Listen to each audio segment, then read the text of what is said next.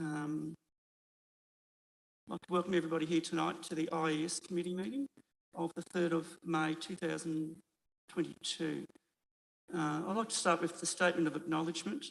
We'd like to acknowledge that the land that we meet on today is the traditional lands of the Kaurna people and that we respect their spiritual relationship with the country. We also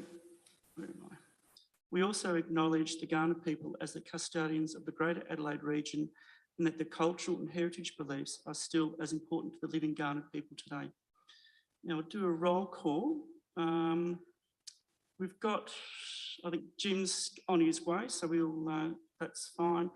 And we've got some apologies from Councillor Hughes, Councillor Little and Councillor Goldstone. So that's 3 apologies, and Jim is on his way. So there's no non-attendance. CEO, did you want to make a statement before we go on before the public open forum? Oh, push that button.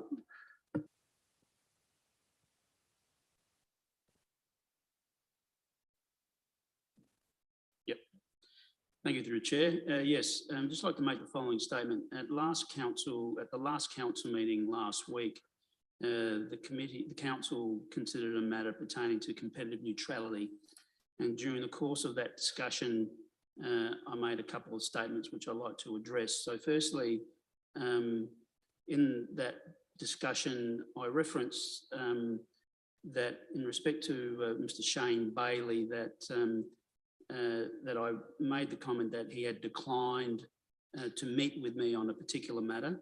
In fact, that's not the case. Going back over the email exchange that I had with Mr. Bailey on relative to the matter back in November of last year, in fact, Mr. Bailey did agree to meet with me, but at a later date. So he did not decline. Also, during the course of that discussion, I referenced Mr. Bailey by name, and in the context of that matter, I shouldn't have referenced Mr. Bailey. So on both accounts, I wish to present an apology to Mr. Bailey. I've discussed the matter with him, had communication with him, and advised him that I'll be making this statement at the meeting tonight, to which he was happy. So thank you for the opportunity.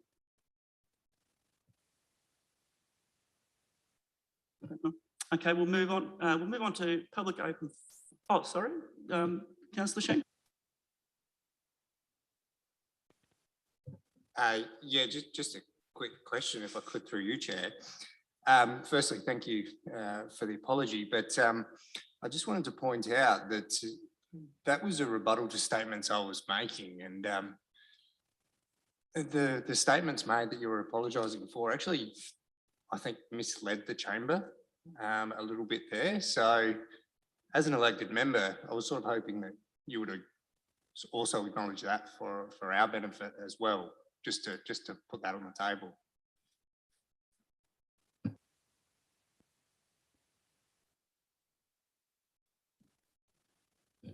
Well, I've presented the details of the matter. I've apologised, so I don't think there's anything more for me to say.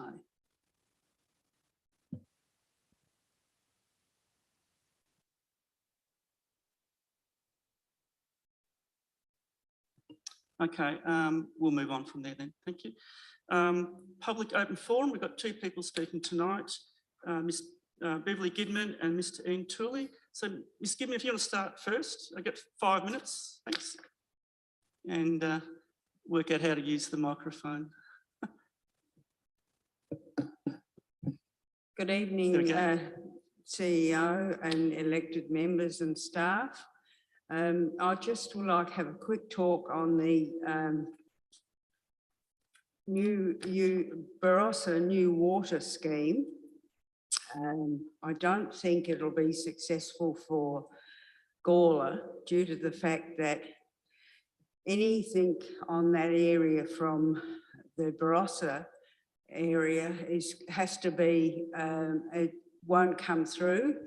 It's only going as far as Lindock, that new Barossa water scheme. And when it is in use, it has to be 50 metres away from any rivers, ponds or creek. Council would have to pay irrigation management plan between 12 and 15,000. A retailer would have to be fully licensed, and that would be another 20,000, and that goes under the Water Industry Act.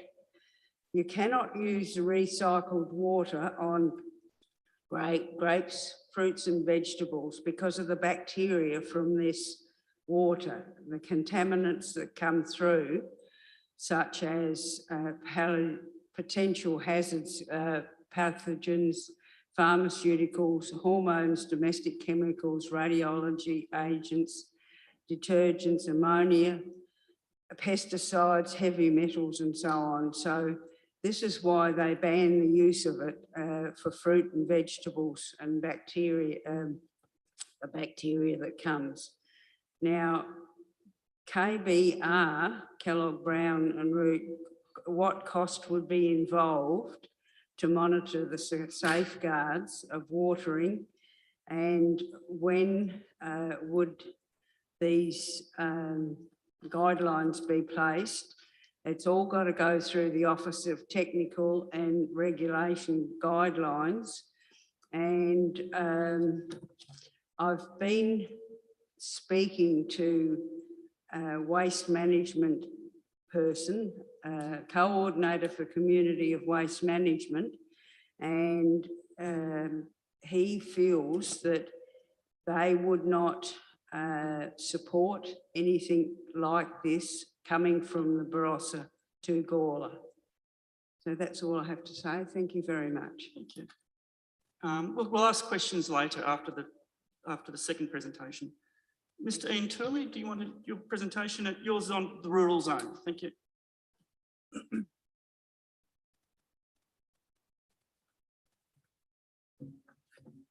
Thank you, Chair, Mayor, CEO and members. I'm speaking on the rural zone. Tonight's report and recommendation complements the resolution of the 13th of August 2019, but it does not replace it. Tonight's report and recommendation resulted from a resolution that was passed on the 13th of April 2021, and that resolution acknowledges the resolution of the 13th of August 2019.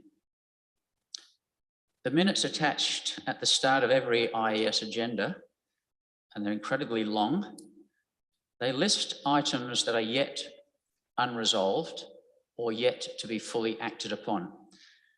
You would read there every time, Little Corellas, Steep Creek lines have been on that list since 2014. You probably get sick of reading them like I do. However, the good thing is, ever since the 13th of August 2019 and right up to the 14th of December 2021, the minutes rightfully listed the outstanding resolution of the 13th of August as yet to be fully resolved. It was put on hold because there was a planning act that was to be resolved. On the 8th of February 2022, for the first time, that resolution was dropped off, and it should not have been dropped off. And what went on there was a resolution from the 13th of April. But the resolution from the 13th of April does not rescind or negate, it complements the outstanding unresolved resolution from the 13th of August 2019. My question is why?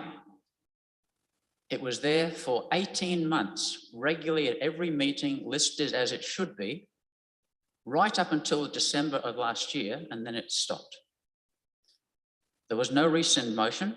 The resolution of the 13th of April 2021 in no way nullifies it, and the 13th of August 2019 resolution awaits action. It took decades to get to the point of the resolution of the 13th of August 2019, following multiple public consultations, multiple reports like the Jensen 1 and Jensen 2 report, hundreds and hundreds of submissions, and tens upon tens of delegations in this chamber and the previous one from the landowners of the rural zone. The people of the rural zone finally got their chance to have a DPA and a statement of intent for rezoning and changes to the rural zone on the table in 2019. February 2019, Council resolved to release the Jensen 2. March 2019, Council resolved to begin extensive consultations. April 2019, full history of the journey to date.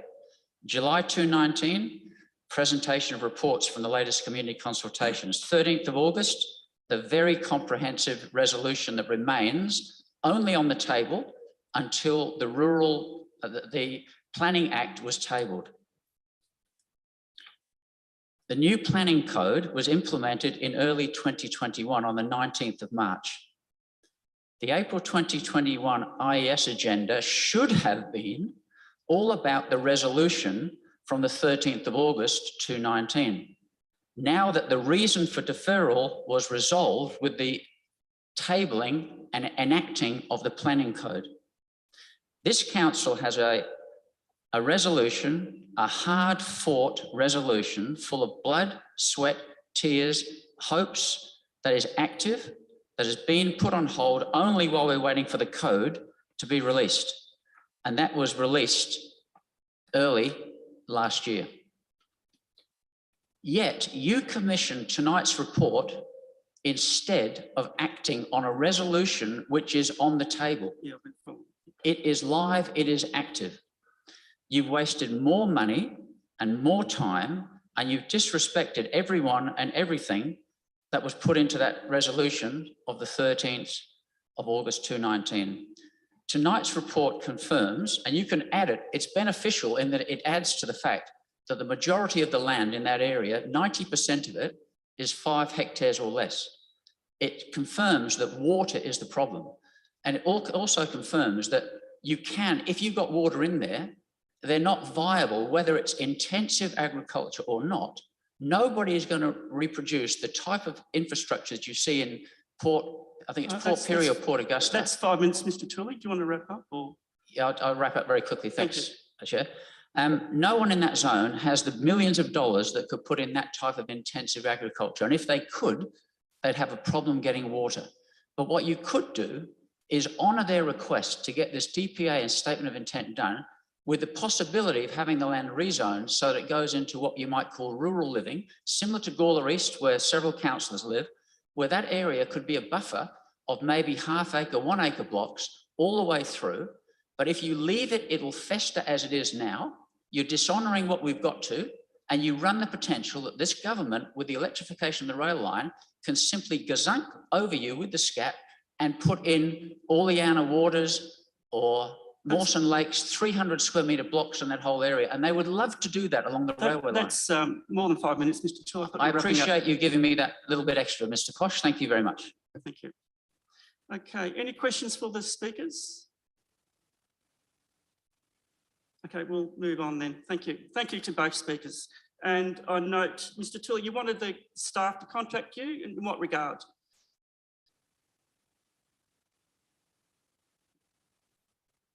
Oh, yeah. Just so we're clear, the staff are clear. Yeah, sure. No, I tick that in most cases. What I'd like is Mr. Dezanos, who I think now sits in for Mr. Viney, I'd like my questions answered as to why we have a hard-fought resolution that it should be in the minutes. It's not resolved. The one that you're dealing with today does not replace it. It should be regularly put in there. And I want to know why this council is not acting on a resolution that is there. And all we were waiting for is for the Planning Act to be changed. That happened back 14 months ago. And it shouldn't be me that reminds you that that is there to be acted upon. The CEO should have acted on that. Okay. And I want Mr. Dezanos and the CEO to follow up. No, and I want them to tell. Yeah, I want them to tell me. No, you're repeating what's going on. So the staff will follow up. They understand your inquiries. That's all. Thank you very much. Very generously. Okay, moving on. Any declarations of interest in any of the items tonight? No. Confirmation of minutes. The meeting of the 14th of February 2022. Mayor Redmond would move that. Someone like to second that? Jim? Yep. Any discussion? Okay. All those in favour? Carried unanimously. Thank you. Okay. Business arising. I'll take it as read. Are there any questions in the business arising that anybody would like to ask? Councillor Shanks, you're first off the cab. First. There we go. Yep. Yep. I have. Yep. There it is. Thank you, Chair. Yeah. Don't worry, the microphone trips me up as well sometimes. Just on page 9 through you, Chair, the Aspire Estate age appropriate. I've been notified by the residents of the area that community consultation has begun. I've been chasing this item, as all know, and this will, I think this started in June last year. So I'm just wondering, it sort of says here, will commence shortly. Can we refine that a bit? I've been asking about when this playground upgrade's going to happen, and I was always ensured it was going to happen by the end of the financial year. We all know that's the end of next month. So I just wanted to see if we can tighten that up a little bit. Would a staff member like to respond? Through you, Chair. Yeah, we've had a community representative that's been quite vocal in the area. I had a staff member reach out to them today to advise them that the consultations are going to commence imminently. Letters are proposed to go out, I think, either today or tomorrow. And an email was going to go to all elected members as per normal practice when the commencement of consultation. So that's all in train. I'm sure members are across the fact that we've had some staff vacancies and particularly in that landscape coordinator role. So we've just unfortunately been delayed somewhat, but we're still progressing, and we've procured the play. We've got a play provider that's ready to go, and it's really just once the consultation's finalised, it's a matter of pulling the trigger on that.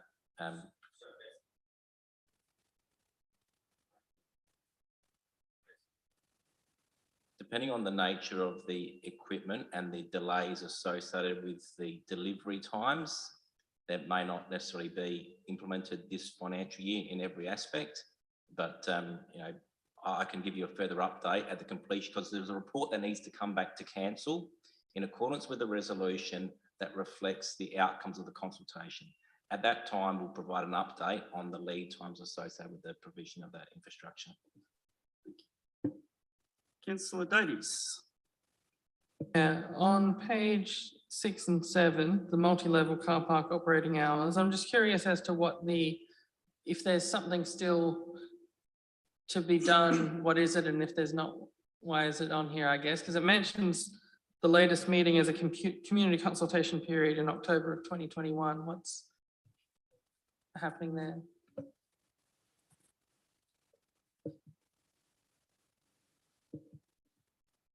I think we have to take that on notice, Councillor Davies. That's under the property portfolio. It's not represented tonight, but we can get back to let the members comment.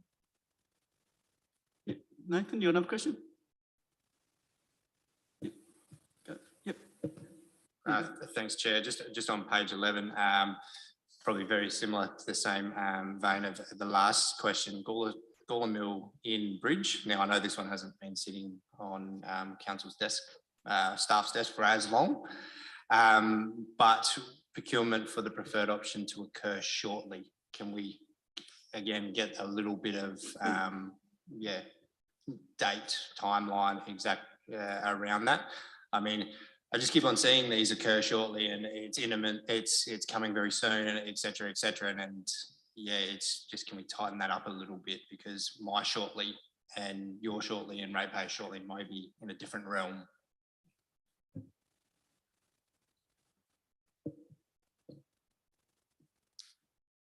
I'll have to respond back to let the members in that respect. I understand, but I'm not 100% sure that it's actually out to procurement at the moment. All the documentation is completed. It's effectively ready to go. I'll just have to get back to you to confirm 100% whether it's out to market or not. I understand that to be the case. Any other questions? I've got two I might follow up on. The first one is the Little Corellas. I'm at one of the Gawler District College Governing Councils meeting, there was a conversation around Little Corellas. I'm just wondering whether there's been any coordination with controlling Little Corellas in our town, for example, working in with the school. Just a question on those.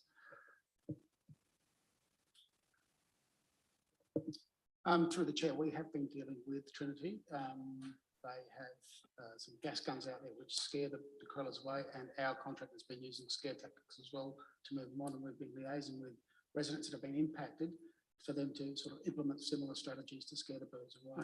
Okay. And Gorham District College? Not directly. Not directly, yep. No.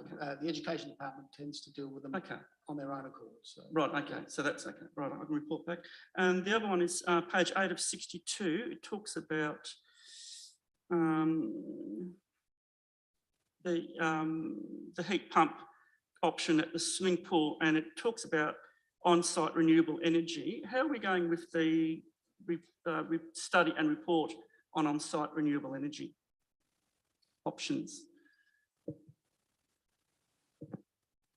Through the chair, I believe we're still in the process with Bryce in getting that information through. So we're going to tender and seeking advice from engineering companies. And that's yeah, that's the heat pump. I'm just questioning about the report about the on-site energy production. It's still in sort of a very transitional stage. We haven't progressed it any further from an initial conversation with an external consultant and a report, which hopefully we'll be bringing back to the chamber for tabling for further discussion. Right. Okay, so this is the potentials at the depot. Is that? Yeah, correct. Okay, so that'll come back as a report. Okay, thank you. Right, any other questions there? Okay, we'll move on to the first item. 7.1 Hillier Park proponent initiated code amendment. And we've got a presentation. Grazio. Welcome back, Grazio. It's good to see you again. Thank you. Have you got a presentation? Yep. Yep. Thank you. Oh, yeah. Yep. Here, Grazio. Yep. Thank you. So the objective tonight is to introduce the proposal, and Martin, you may recall Martin from 2 years ago, the owner of the residential park. So tonight, Jack, I might need a hand here.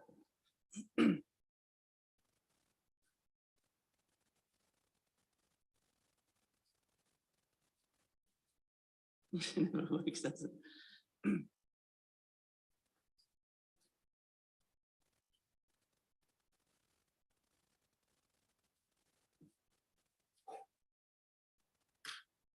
If you don't mind, cheers, thank you. So the objective is to inform council of our proposal to actually rezone some vacant land from rural to residential park, and brief council on our staging. Flick, please. Next one. You know who we are, so please, next one. Thank you. Next again. Cheers. So as an attachment, you have a proposal to initiate a code amendment, which is essentially the old statement of intent process you would be aware of. And we've also submitted an engagement plan because we think it's important that council understands the engagement process early on in our actual program.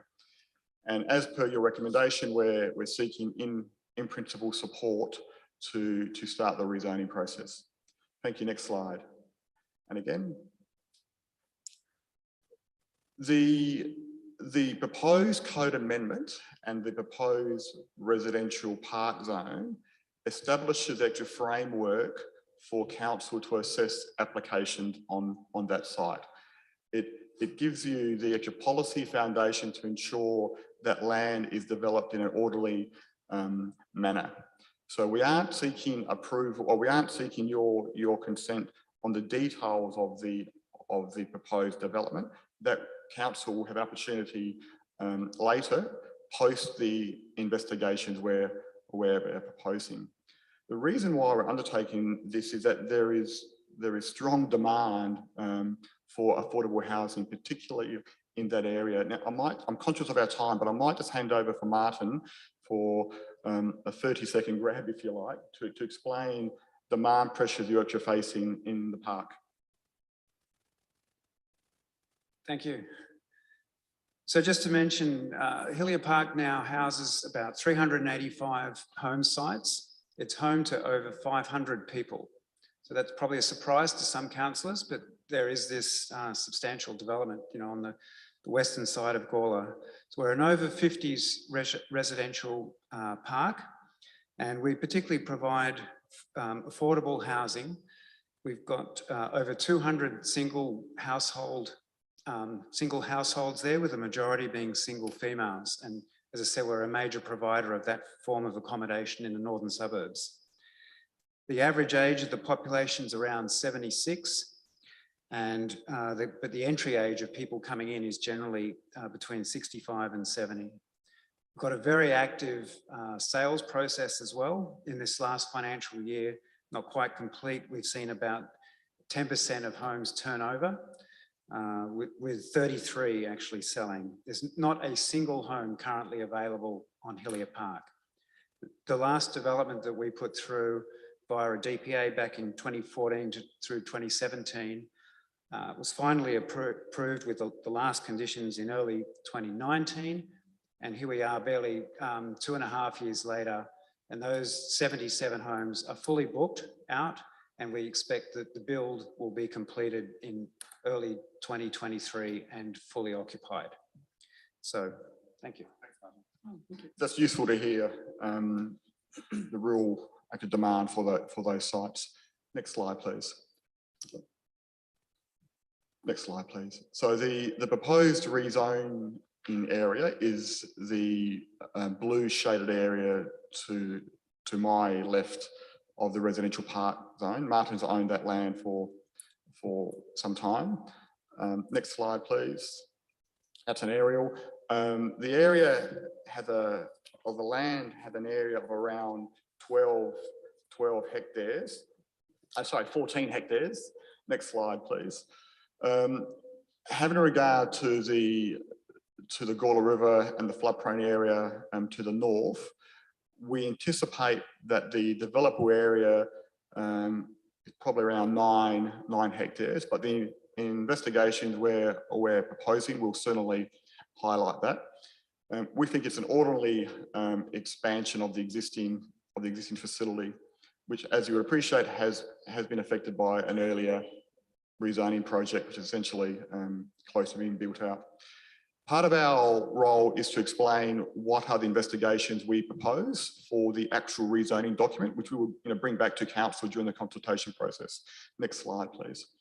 So we're certainly keen to review state and council relevant plans, provide a flora and fauna investigations, undertake our own traffic management investigations, stormwater management investigations, infrastructure capacity, look at interface issues with the Gawler River and also the residential and also the rural zone land, and undertake a community engagement plan. Many of those investigations will include standalone reports, which will be public, and we'll make them available to council. Next slide, please. Again, community engagement. We take community engagement very seriously. We have our own specialist community engagement team, which are consulted out to other firms and state and local councils. So they will run the community engagement process, and we're happy to coordinate with council. And that will involve a 6-week intensive engagement process, including one-on-one meetings and a range of detailed contacts. Next slide, please. Next slide, please. The rezoning process is as you appreciate, is set by state government under the Planning, Development and Infrastructure Act. That is a snapshot of the process. We haven't hit the initiation process yet. So subject to council's support, in principle support only, we are keen to submit our engagement plan and the proposal to initiate to the Minister via the State Planning Commission.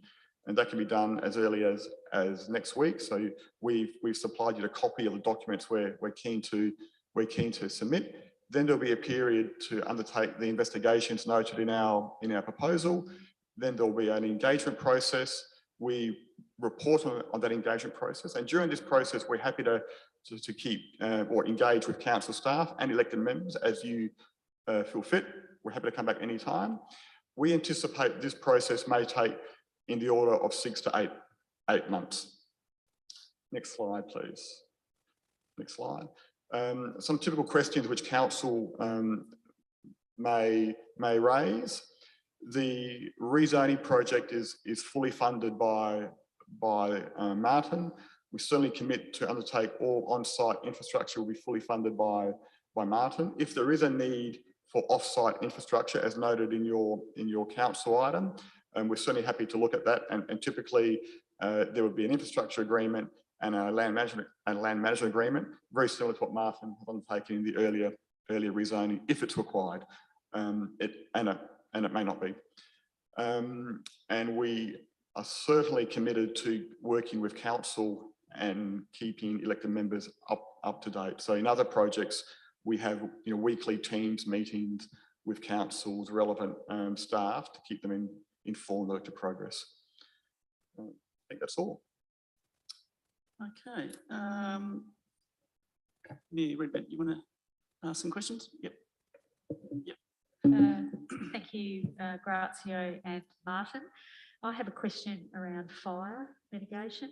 As you would appreciate, Martin, a few years ago there was a Hillier fire, and you've already increased your footprint since that time, and now you're wishing to increase it more.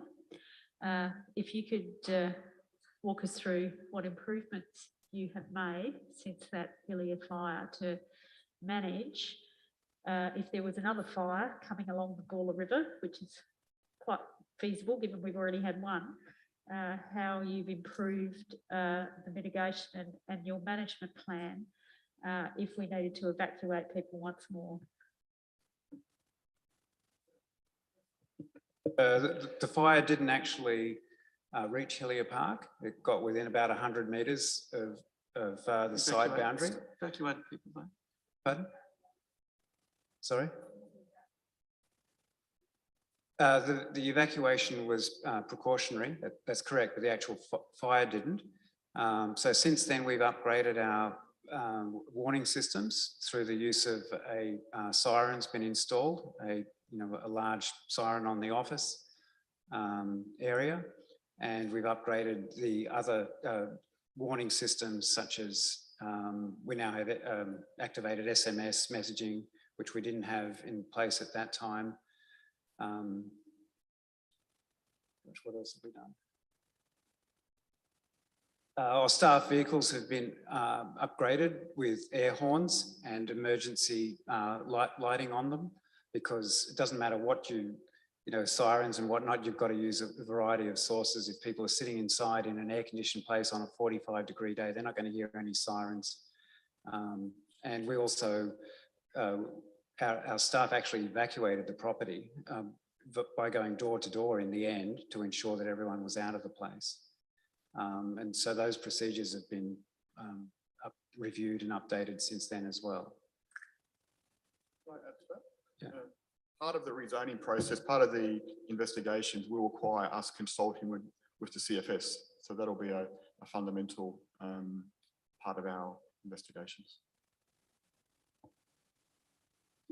Any other questions? Actually, I've got a couple of questions.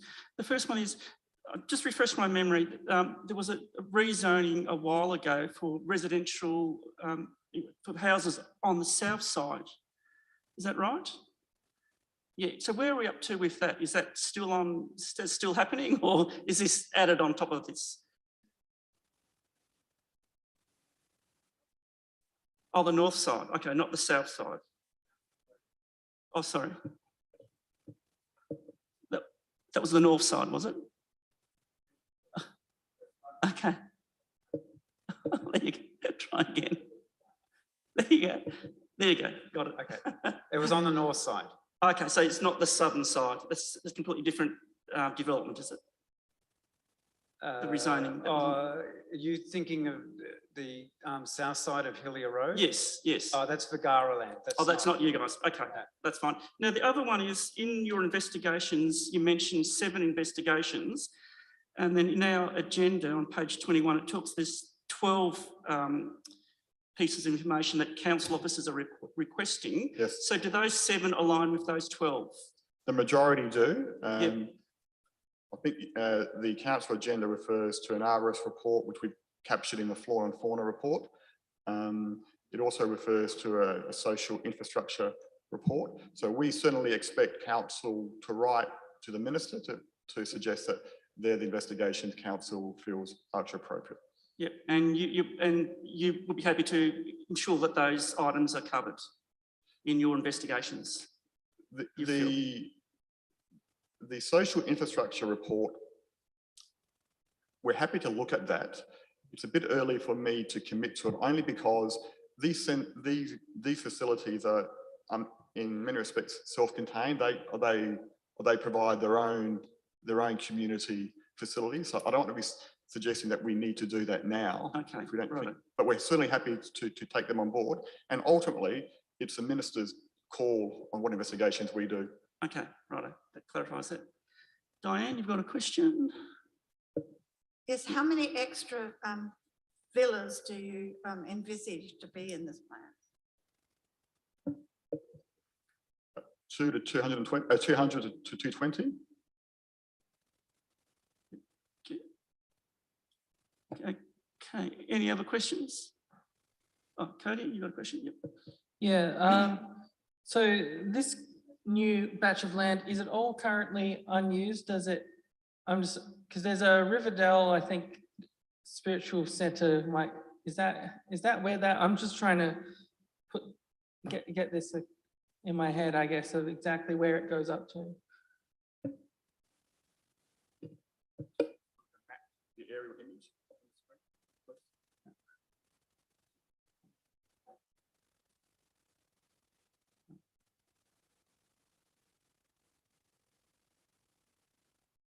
So so the Riverdale Spiritual Centre that you're referring to is on the top of that picture, just to the right of the blue shaded area.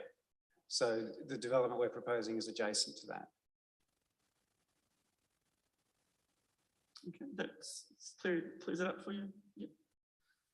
Okay, if there's no other, Brian, you've got a question?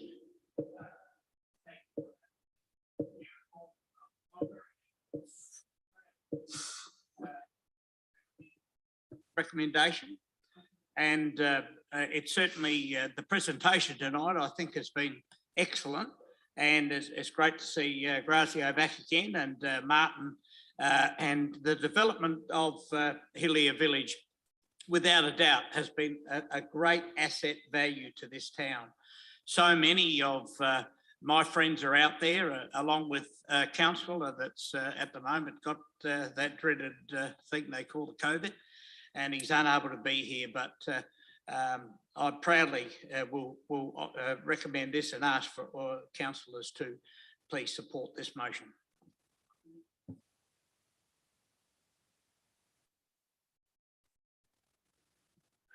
Thank you. Yes, I'm happy to second this motion. I completely agree that we need more of these types of accommodation. Certainly it is needed in this area.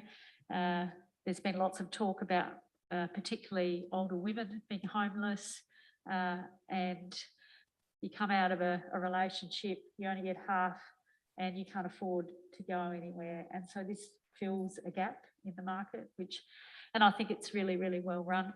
I asked specifically around the fire because I think that improvements did need to be made at that time, and I'm pleased to hear that there has been some improvement for that, because fire can be quite scary, particularly if you're 95 years of age and you don't bring your medications with you and you're stuck in a rec centre for 8 hours. So yeah, there's lots of improvements that could be made in how we care for older people in that situation.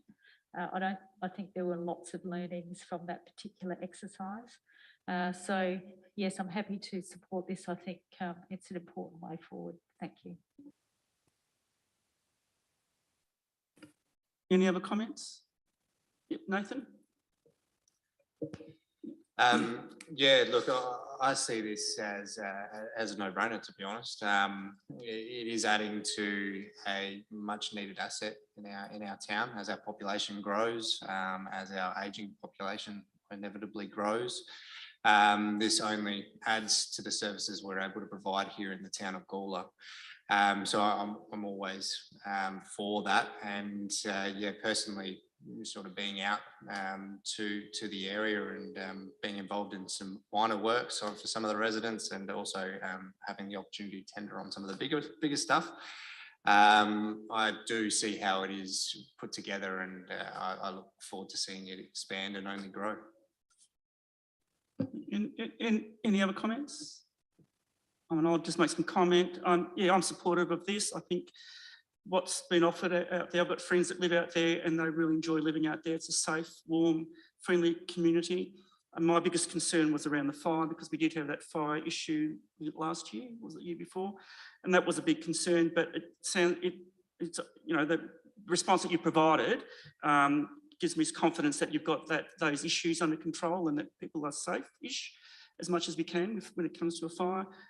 Yeah, so quite happy to support this. So there's no other, oh, Cody, you've got something to, yep. You want to say something? Yeah, look, I'll just say that, I don't know, yeah, from my experience, I've gotten a couple of tours from Kelvin, who seems quite happy with the area. And it seems like a well-run place. I think it's good that we're able to continue to build in that area. It would be good if we can get, I guess, some more public transport coming up to that area with the new library and the community garden and all that up there. But I think that's something that as the population grows up there, hopefully we can trigger these other looking at what we can do in that area. Yep. Okay. Yep. Brian, do you want to finish the debate? Only to say that we heard tonight of two speakers that spoke about the Cutler area and all that sort of thing, and with a bit of luck and hopefully with the government changing some rules to be able to support exactly what was said tonight, this just goes to show that what can be done with what so many people have said is not good land. I mean, you know, I went out and had a look and walked on this particular the other day, and it's just going to be a valuable thing, and I'm sure from then it will grow, and hopefully Martin can buy the block next to that and the one next to that, and it'll become a mini city. So please support this motion. Okay, righto. I'll now the discussion's over. All those in favour? Right, all those carried unanimously. Thank you. Okay, let's move on to 7.2, rural areas land capacity assessment. Now, Mr. Jim Kelly, is he here to talk? Yep, Jim, you want to come up and have a... Yep. Yep.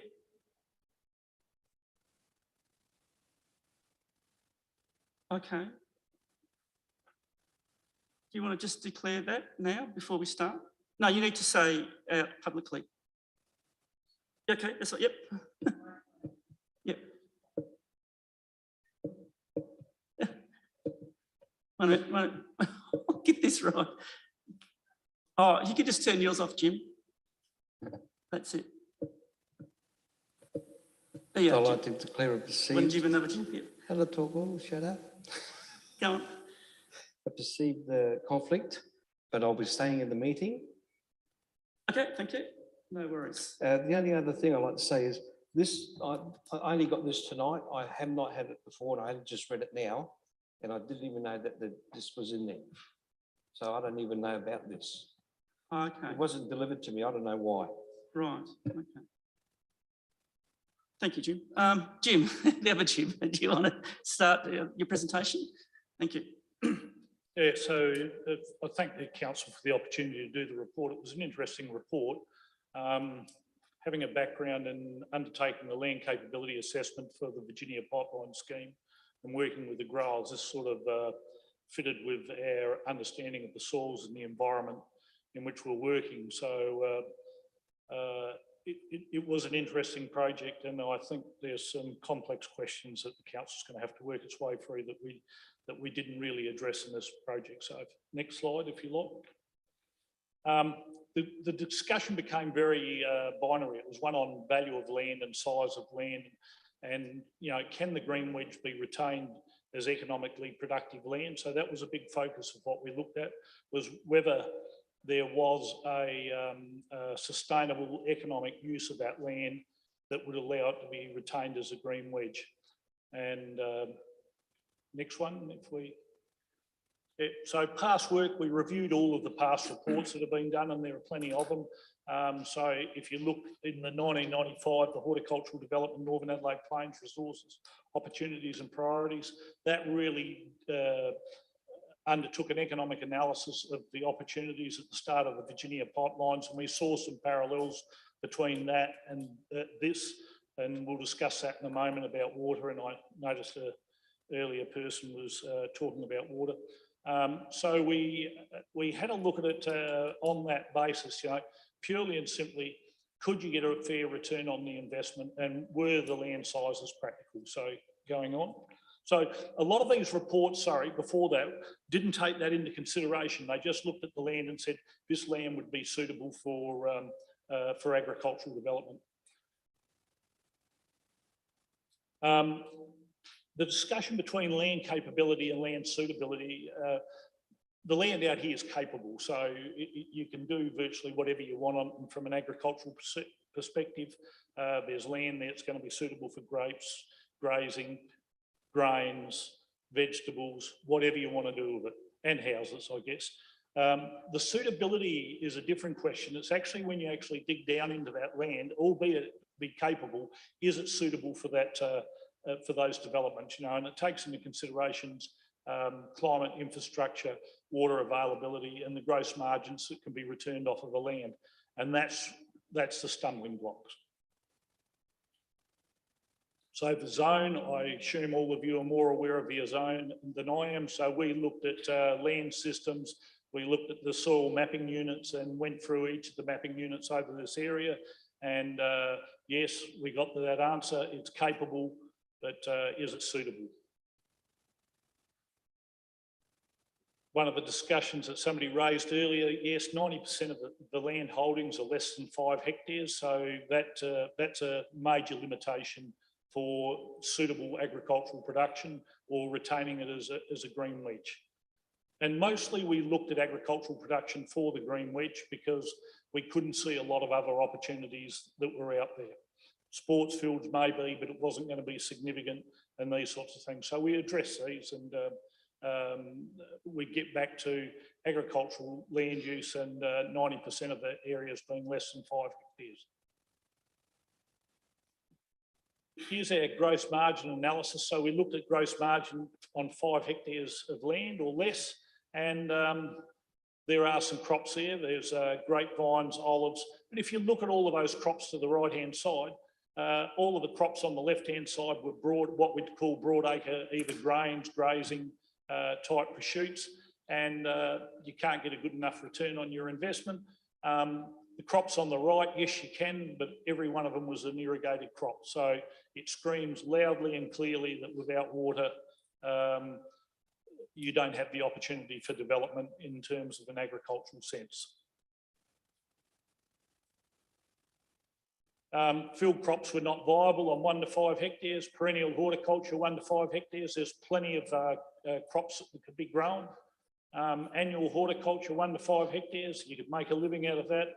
And then we get down to native food crops. There was a very good report done by CSIRO looking at the commercial opportunities around native food crops.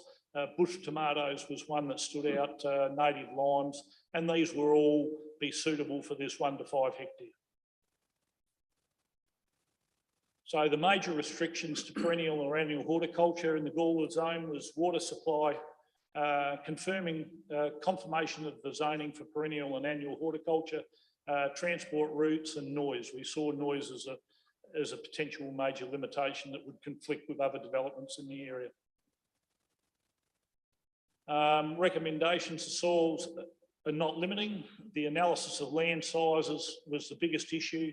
You know, can you get an economic return back on your land?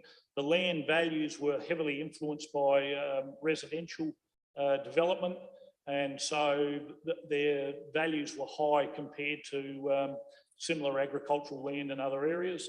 Water was the main limiting factor. Unless somebody can get water to the region as part of either the Barossa project or the NAIAS project,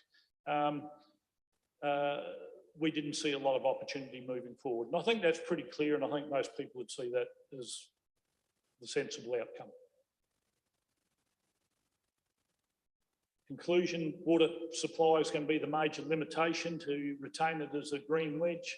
The opportunity exists if the opportunity does exist to secure water. But most of those projects, if we do the cost benefit analysis on most of the projects, the $3,000 capital contribution for water in the NAIAS project and the $500 a megalitre annual delivery charge is probably prohibitive for some of those crops.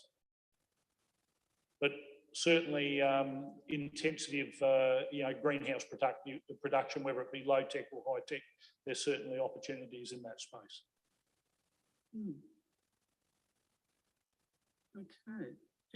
Okay, thank you, Jim. Any questions? Brian, yep.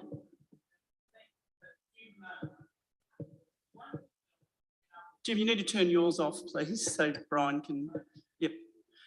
Is to do with the existing pipeline, you know, that comes down through the valley and then to Adelaide. It's quite interesting the amount of bores that still supply water to the hills areas, you know, over here, when the pipeline's just there. I mean, is that pipeline working on its maximum at the moment? So there's got to be a complete new system put through. Is that what you're referring to? Yes, so the pipeline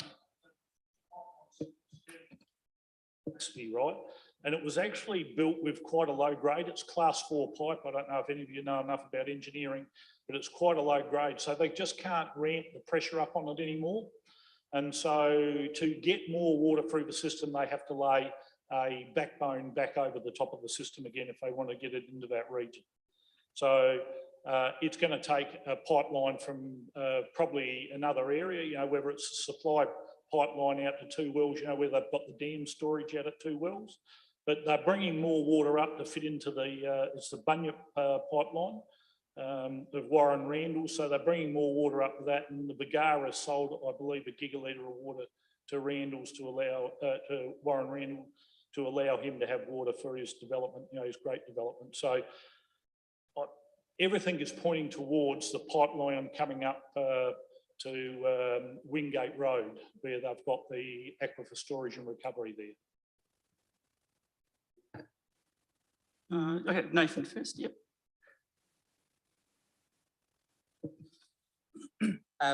Thank you for that presentation. So what, I guess, if we had water that came to that area and there was some miracle came along and we got it all sorted, why that parcel of land over other parcels of land that are already sort of set up in the region for, I think you pointed out, tomatoes, et cetera, et cetera?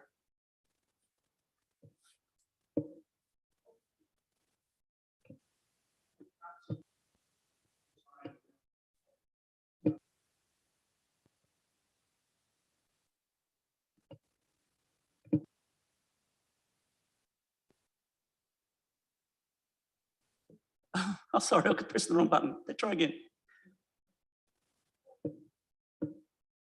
That's better. Okay. I went to a conference the other day and nobody could get that right, so you're doing well.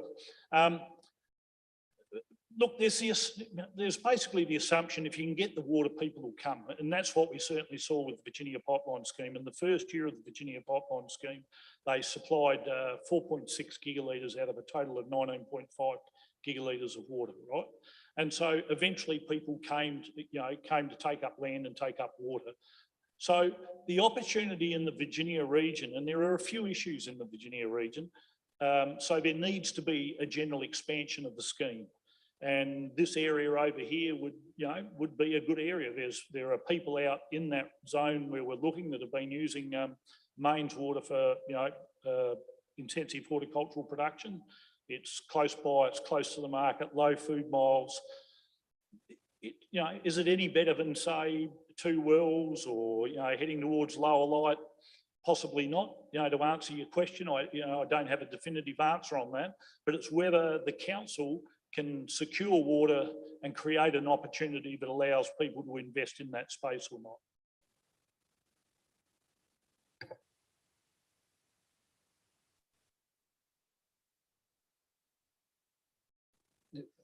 Jim, good name. Just touching on what Brian was said before about bore water. They're not going to allow any more of that, are they? And if not, why not?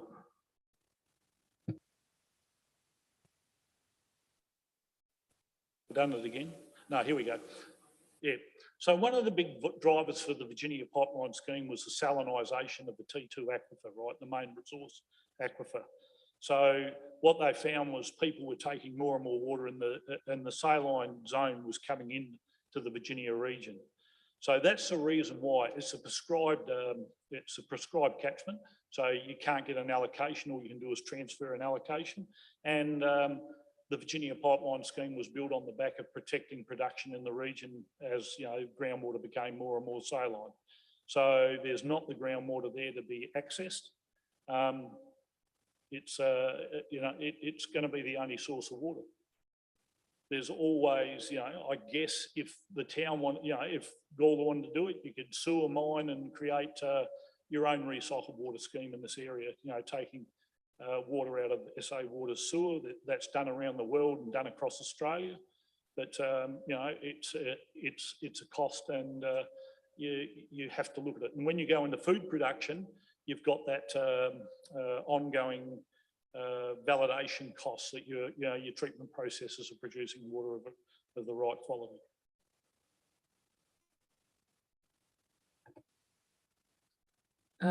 We had some commentary during the public open forum about the Barossa water and the viability of it. I don't know if you had any expertise on that. Is that something that if there is a problem with water, is that a matter of, I don't know, a filter system, or is that something that can be worked through? Do you know? I have my own views on the Barossa scheme, but anyway, I'll try to steer away from. So what the Barossas essentially said is that they don't want to take water unless it's of a high quality. So the Virginia pipeline scheme was always built on the back of the quality of water that was available. And the scheme under the customer rules allows water to be supplied up to 1,500 parts per million. And the average supply is around 1,200 parts per million of salt, right? Or milligrams per litre of salt. If you are going to develop this, here's a big wish list, right? So let's just say everybody said, let's develop the region up and let's get some intelligent niche greenhouse production in our region, right? Could all be done. You would be looking for a higher quality of water. There's something like 28 different RO plants on the Northern Adelaide Plains without a brine management solution. So all they're doing is putting it back in the aquifer.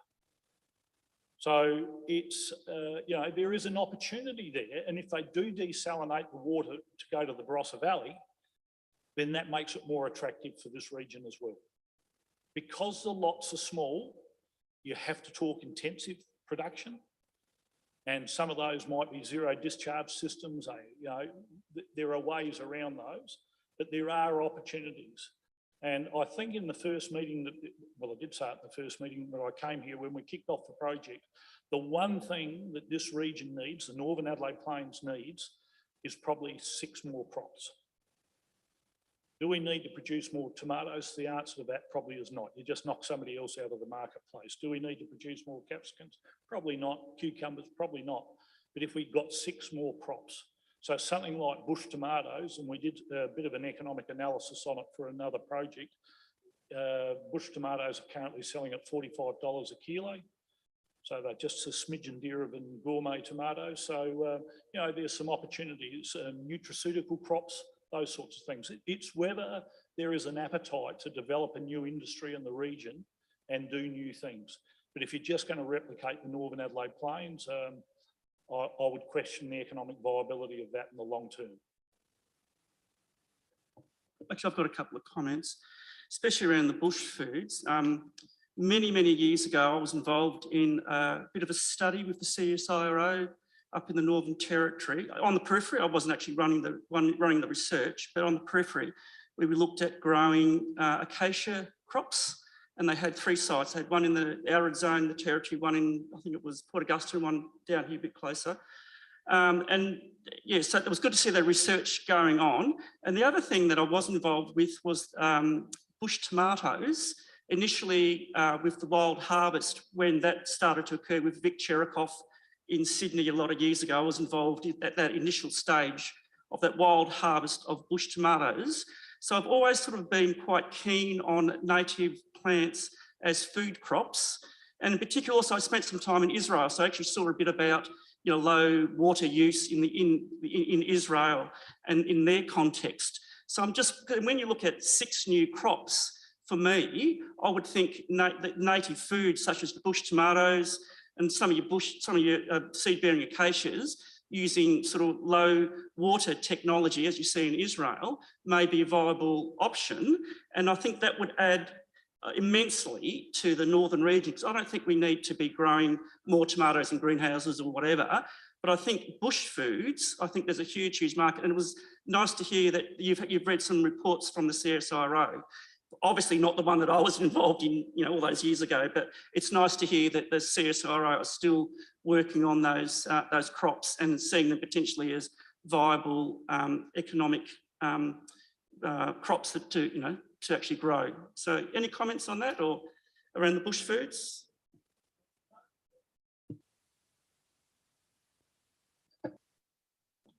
Martin Ryder's report, you can download it. It's on the what used to be the Reddick website. I forget what they're called now.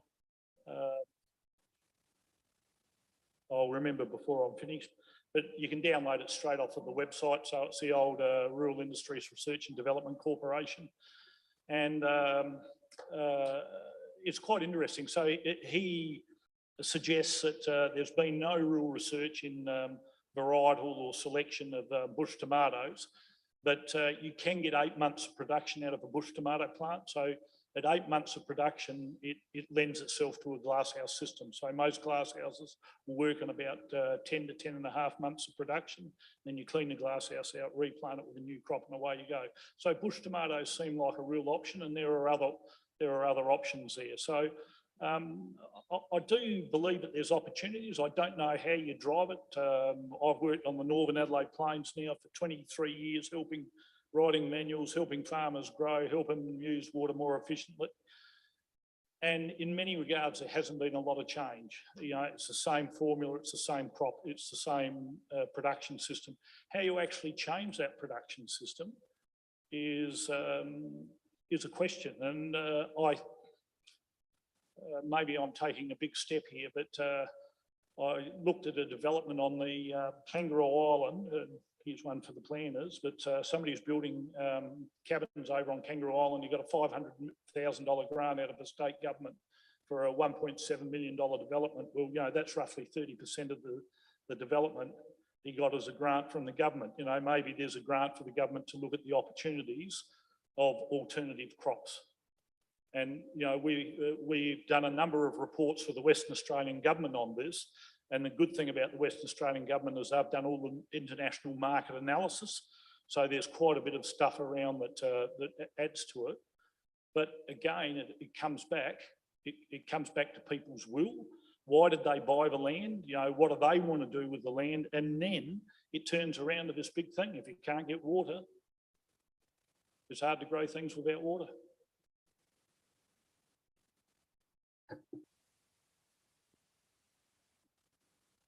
I'm happy to move the officer's recommendation if I can speak to it, Chair. Yes, thank you, Jim Kelly, for your very detailed presentation. I really liked your literature review, very comprehensive. You clearly have a great deal of experience in this space. Thank you for assisting us in this work. I think this report and this recommendation is a noting recommendation, but crucially, it's asking to go out for public consultation, which I think is really important from a transparency point of view, so we can seek our community's view on this work. I think getting water and advocating for water innovation, efficiency in this area would be really quite exciting if we were able to get some traction with our new Labor government. I think it would be quite stunning to have a really reliable source of water, which could produce some really innovative crops. So I'll leave it there and I look forward to the discussion. Looking for someone to second that? It's just a noting report. Yep, Brian, you want to speak to it?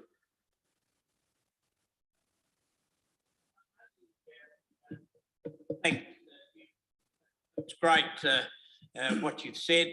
I've always, sadly, the two persons that were always on to me about the point of we seem to be wasting our waters, and I was going to ask one of the questions to you about the point of having more dams.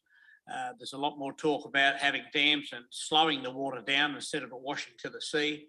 But as Mayor Karen has said, it's a great report, and hopefully we'll move forward with it and eventually have water in the Cuddler area so that Bev can be very happy out there and grow her onions and tomatoes and everything for us. So that's great.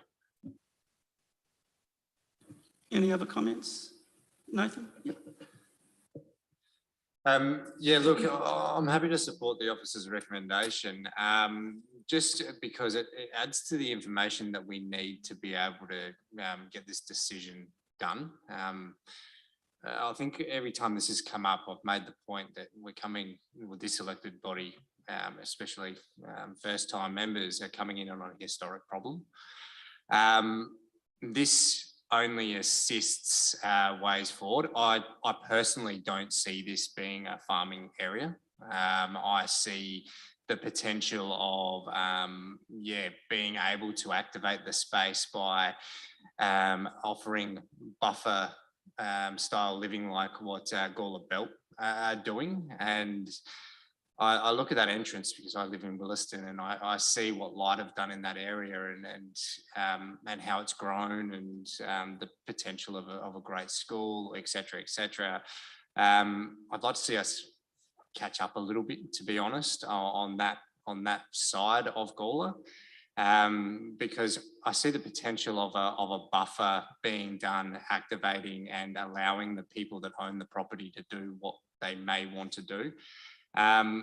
Look, I'm all for new initiatives, etc., etc. I just don't see this space being that space for initiative, with all due respect. And I also just a special mention to Jim. He's come here tonight and he's presented the report that he promised he would all those months ago. Very rarely are we given all the information we are requested in the first round. So it was very good to read these reports and also having that expert advice on the potential. And yes, we know anything's possible, but whether it's viable, I think, is the main point here. And unless I had a whole bunch of investors jumping up and down to say that they want to invest in the area, just get us water, I'm just not there. I do have a bunch of ratepayers saying we need this, we need to activate the space, and we're being pushed pause while other areas aren't. So yeah, to support the ratepayer, I'm not against this motion, and it only informs us further. But we need to get on with providing some closure to these ratepayers that have been battling away for a long time now.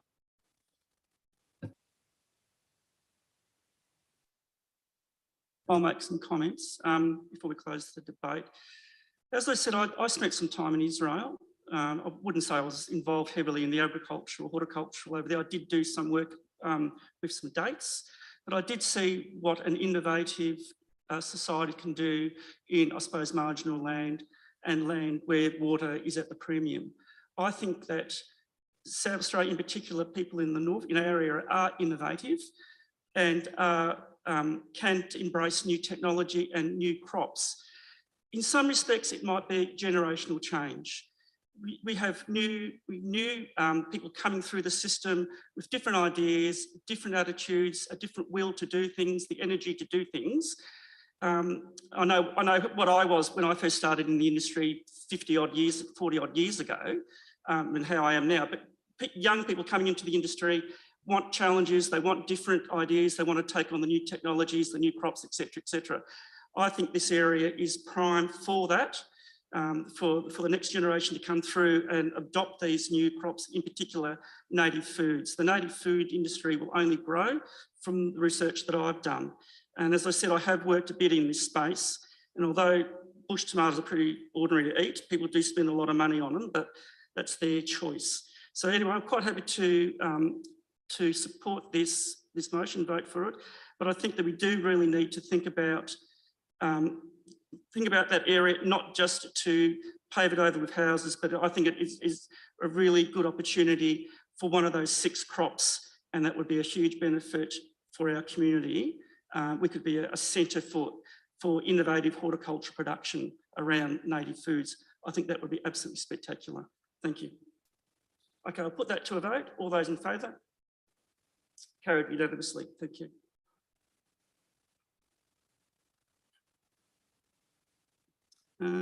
Where are we? 7.3, proposed planning and design code amendment for 550 to 554 Main North Road, Evanston Park, Vidulas Garden Centre. Now, have we got some representatives from Future Urban? I think Kayla is going to talk. Yes, thank you, Kayla. So did I get that right? Kayla? Kayla, thank you.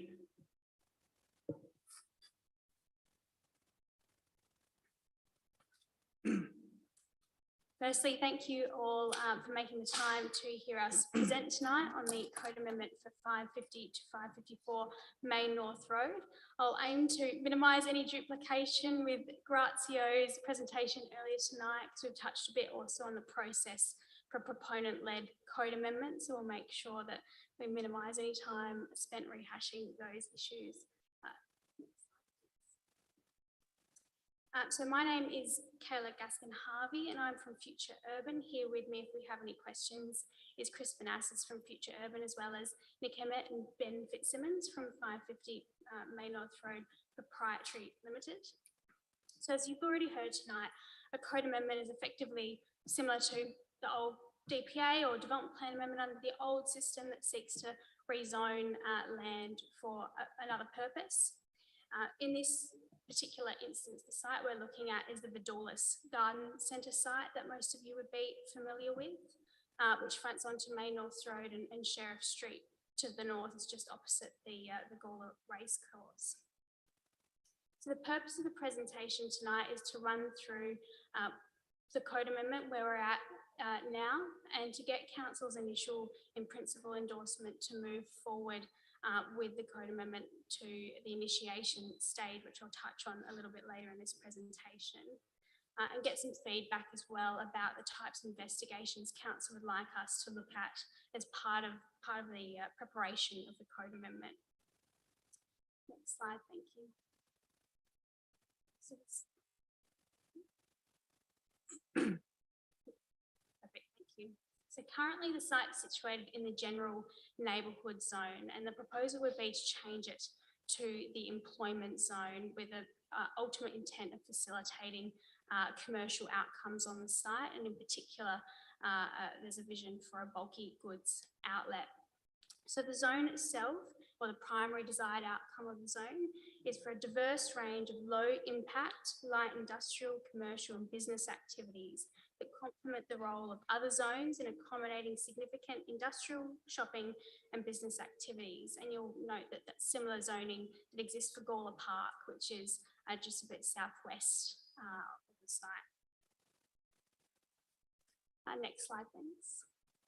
So similar to Grazio's presentation earlier tonight, you'll see the process of the code amendment up on the screen in front of you. But in addition to that, we've also highlighted the points where we'll be coming to council specifically for your input, but also where we'll be going directly to your ratepayers and the community for their input as well.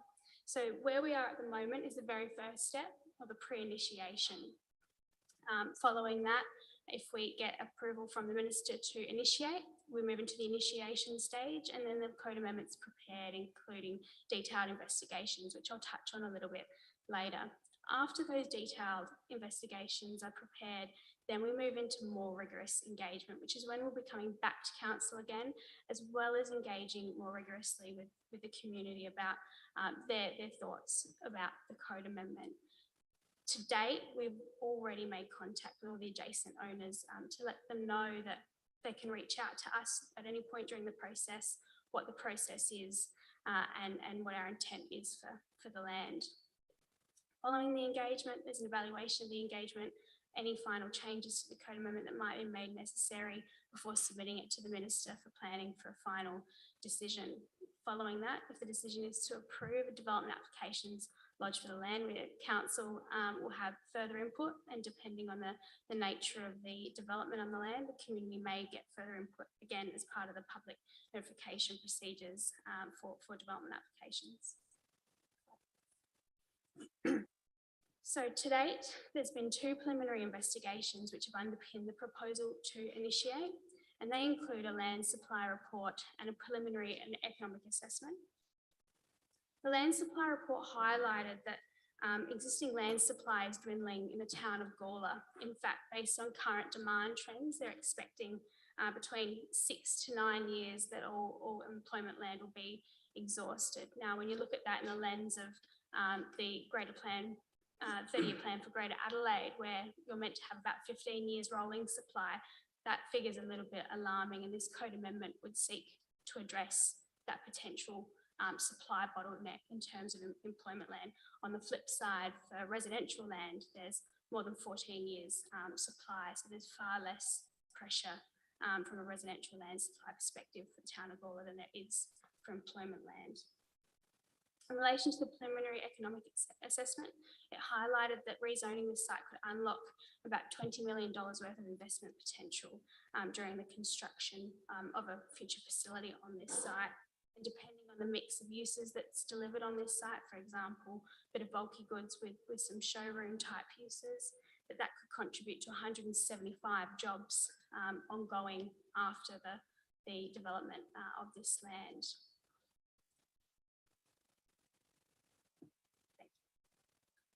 And just to touch on something I'd missed before, initial information outlining all of this has also been sent to the adjacent owners, as well as my contact details. And I've already had several calls from adjacent landowners just making inquiries about the process, what will happen next, and highlighting some things that they would like us to look at, which we have included in the investigations for the proposal to initiate. So following the initiation, once approved by the minister, we will be undertaking more detailed investigations, and some of these investigations have actually already commenced. These include looking at noise, so the interface with the adjacent residential properties, looking into traffic and how traffic circulation would work from the site. At this stage, we're anticipating all access will be from and to Main North Road in negotiation with the Department of Infrastructure and Transport. Infrastructure requirements, whether there is sufficient infrastructure to support such use on the land, or whether there might be a need for some additional infrastructure, in which case we would need to negotiate infrastructure agreements with council. And then, of course, any additional investigations specified by the minister for planning should they deem any additional investigations necessary. At this stage, you've got the proposal to initiate and the engagement plan in front of you. And the engagement plan itself has already been prepared, but more detailed engagement materials will also be prepared at that stage to help explain the process of the code amendment and what are the key policies that would influence future development on this land if the code amendment were to be approved for the community's information. So during the more detailed engagement process, the entire code amendment will be available to the entire public for up to 6 weeks. And all adjacent landowners will be sent a direct letter notifying them of the opportunity to comment and offering them the opportunity to meet one-on-one with us to discuss any initial concerns or feedback they might have once they've had a chance to review all those investigations. In addition, the stakeholders on the screen will also be engaged with, including the Department for Infrastructure and Transport, which discussions have already started with. I note that in the report in front of you, there was a comment made about the engagement with the public more generally, and that we weren't offering the opportunity to the public to be heard. That is, I suppose, a misreading of the engagement plan, and we've updated that to make that more clear since reading this report. But the public absolutely do have the opportunity to view the code amendment and to make comment on the code amendment. We just hadn't offered the opportunity to meet one-on-one with every member of the public so that we could focus our time on those that are directly adjacent and have most interest in the project. Following that engagement process and any final changes to the code amendment, we will be awaiting a decision of the Minister. And that's effectively the position we're also in now at the very initiation stage, awaiting a decision to initiate. And on that note, I will open up for any questions. Yep, got some questions. Karen, go for it. Oops.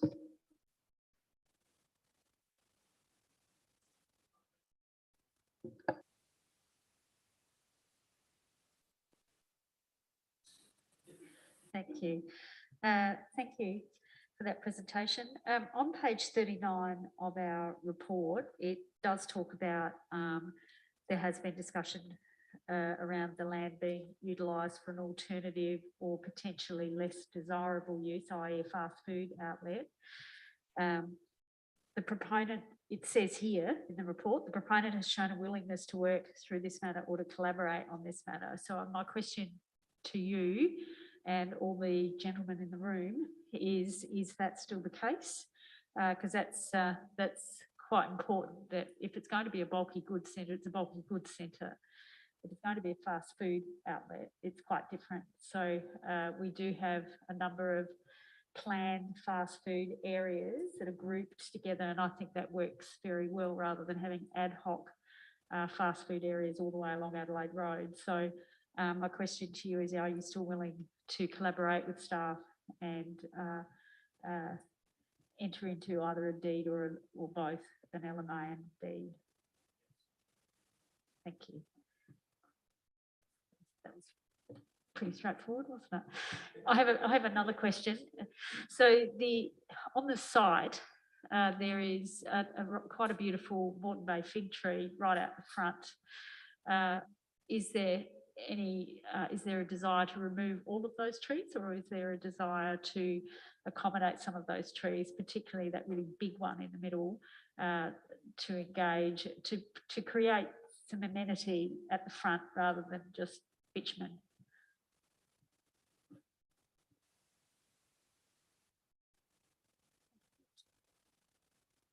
We're on? Yeah, we're on. Indeed, through that next phase, Mayor, we will be seeking to retain the trees where we can, particularly around the perimeter, obviously. And I think we've stated that previously through council staff. We see it, those trees are very difficult to replace, and where appropriate, we will be definitely retaining them, particularly creating shade around car park areas is very suitable. So indeed, yes. Other questions? Cody? Yep. So is the goal for this to be a single premises, or is there potential for, 4 shops along? It's sort of a big area. I'm just curious about the, what the options are there. At this stage, councillor, there's potentially could be 1, there could be 3, there could be 4. What it demonstrates is there's such significant demand for these types of facilities in Gawler particularly those that have particularly outgrown their existing premises. So at this stage, there's potentially up to 3 or 4 that could, but does not preclude one either. So if that answers your question. Any other questions? Yeah, Karen again? Yep. I'm happy to move. Actually, I've got some questions myself. Oh, if that helps. sorry. Yep. Okay. I've got a couple of questions. Are you looking to cover the whole site? Is it boundary to boundary?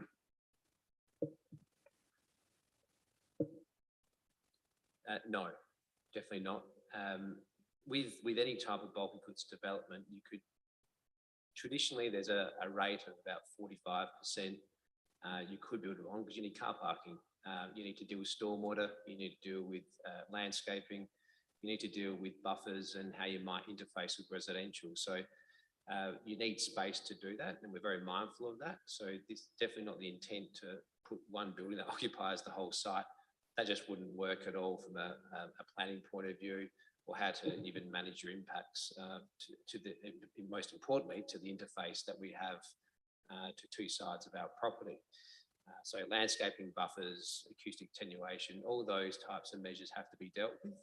That will be confirmed through the detailed investigation stage. You mentioned, is it 45%? Yeah, it's a rough figure typically. Is green space? Roughly. Sorry? No, just in terms of built area. Built area, yep. Unbuilt area.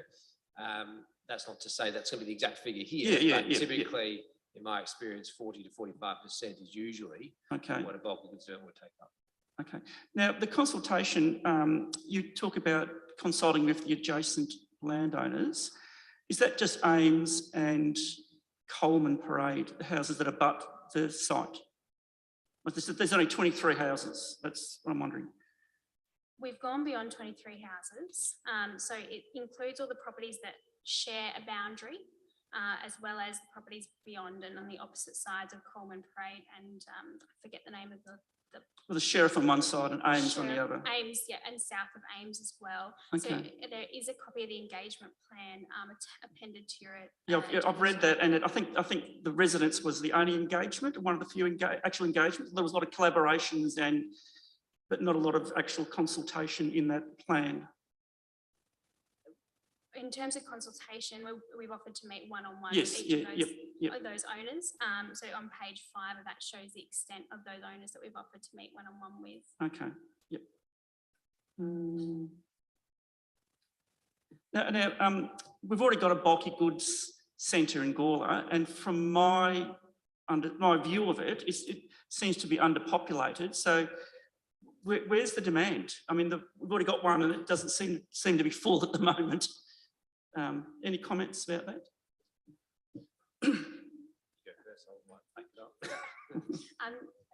The initial investigations we've had into demand in the town of Gawler, a lot of the feedback we've received relates to the size of the floor plate available in those existing areas, and the vacancy rates are typically associated with the floor plate and size that's available. This site being 4 hectares offers a much broader range of floor plates. Bigger. Okay. Yeah. Okay. I think we'd also be mindful, Councillor Chair, as well, that the intentions of those particular owners to do other things as well that may not necessarily fit the bulky goods module.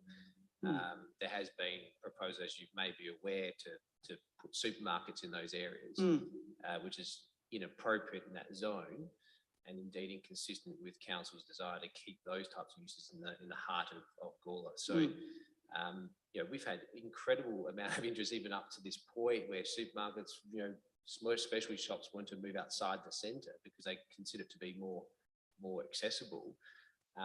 But that would just destroy the heart of the centre.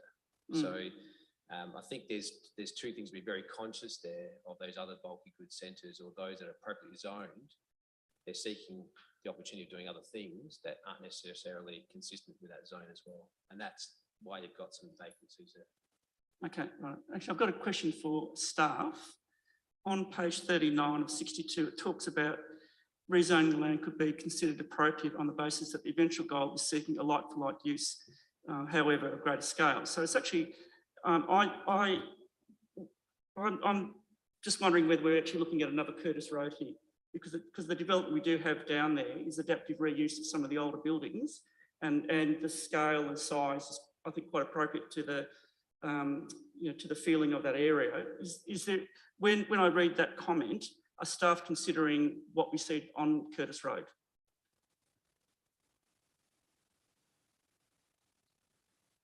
Sorry. Through the chair, no, not at this stage. Gosh, no, we're simply just at this very early part of the conversation looking at just simply a bulky goods, and that's what we're basing it on.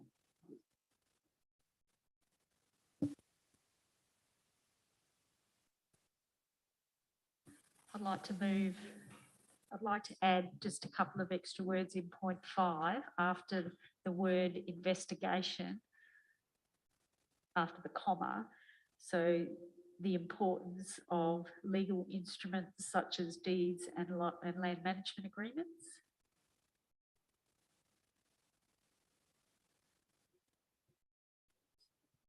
Such as deeds and land management agreements. I think it's good to have it in the motion. And if I can speak to it. So I think this is a really exciting proposal. I wish you well in your code amendment activities. I think that you're right. Gawler lacks employment lands. It's something that as a council we need to strategically plan for, and that's I think probably for the next council to do, because we do lack employment lands, and we need to start strategically planning for more of that. So in regard to this, I think it's an appropriate step forward in this particular area. I take on board the comments of our chair. I think Adelaide Road has a particular character, and I wouldn't like to see multiple code amendments all the way along. I think that might destroy that area. So there needs to be a sense of character, and that's why I raised around those trees, because it does create character. And trees, they're quite large trees out the front of that property, and I appreciate that that's a little way further down the process. But I think it needs to be raised that character and Gawler go hand in hand. It's something that I value very highly as a community leader, and so I would stress the importance of maintaining character on that streetscape all the way along Adelaide Road. And it is a nice drive in when you, even though many of those properties are commercial, they do exude a character that is quite appropriate to our town, and it is something we value very highly. So I would leave that with you as you work through the process, but I hope that councillors support this motion. Thank you. Can I get a second? Brian, do you want to talk to it? And agree. Karen has said, and certainly the way it's been presented here tonight, congratulations, very professional, and certainly I see there's a new development going there. There'll be an asset to Gawler. I'm sure that will happen. So I ask councillors to support this motion. Any other speakers? Nathan, you were first. Go. Thank you, Chair. Yeah, look, I think there would be a different conversation if we didn't already have the very popular Vidulus sitting on that land as well. We are used to this area as locals and doing business in Gawler, and supporting these businesses throughout. I do like the idea of a bit more bulky goods to come into Gawler, to be honest, as our population grows. Myself as father of 2 now, some items I can't actually purchase in Gawler. We are lacking some of those stores here in Gawler, and I'd love to be able to stay local as much as possible. This helps drive that, and it also provides future employment opportunities for my daughters when they're of age. So Yeah, look, I'm happy to support this, and I'm really looking forward to seeing the concepts that come through with this, because I also agree with the Mayor of just not seeing the standard operating procedure in shopping precincts we do in neighbouring suburbs and neighbouring areas that maybe don't have that historical essence that I think we all want to be able to protect. And there's a tasteful marriage that can happen if done appropriately. This is the first step in a process, and I'm really looking forward to seeing what that actually now attracts.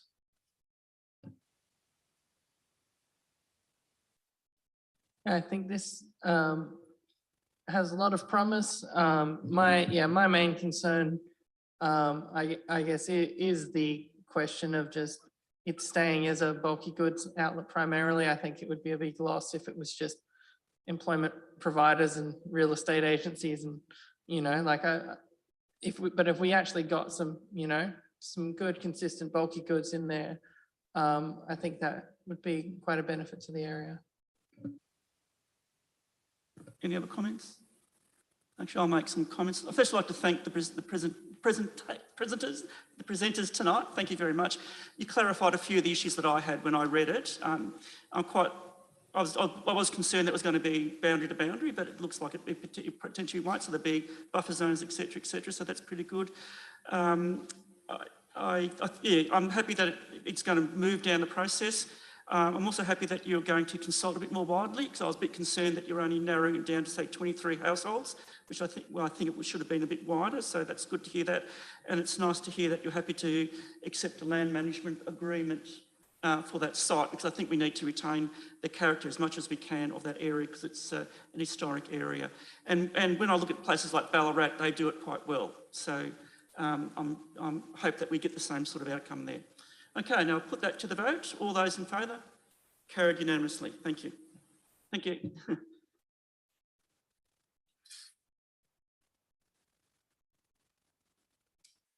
Okay, we're up to, 7.4.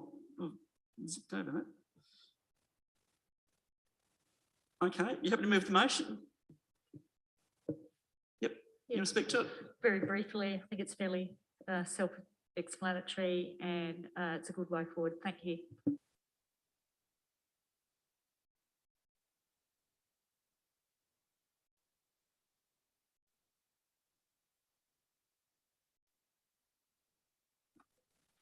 Thanks, Chairman Paul. Certainly a very good report. A lot of work's been put into it. Good on you, Jack, and that sort of thing. But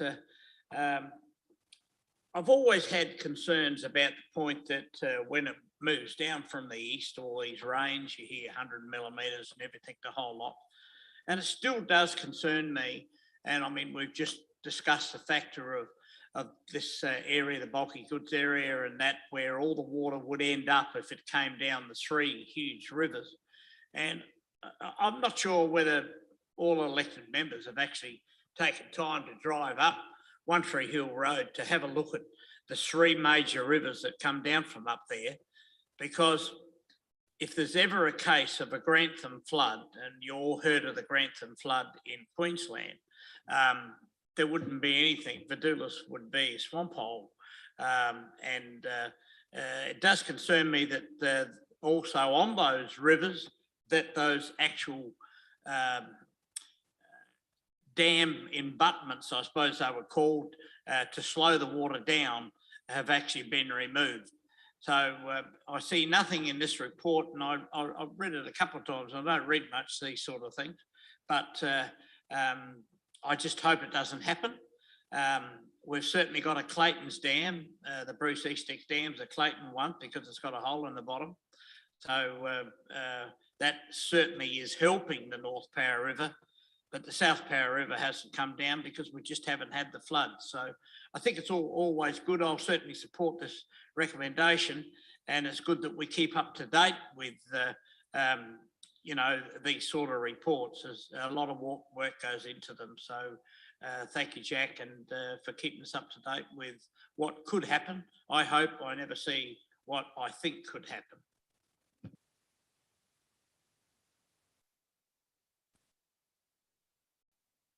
Any other comments?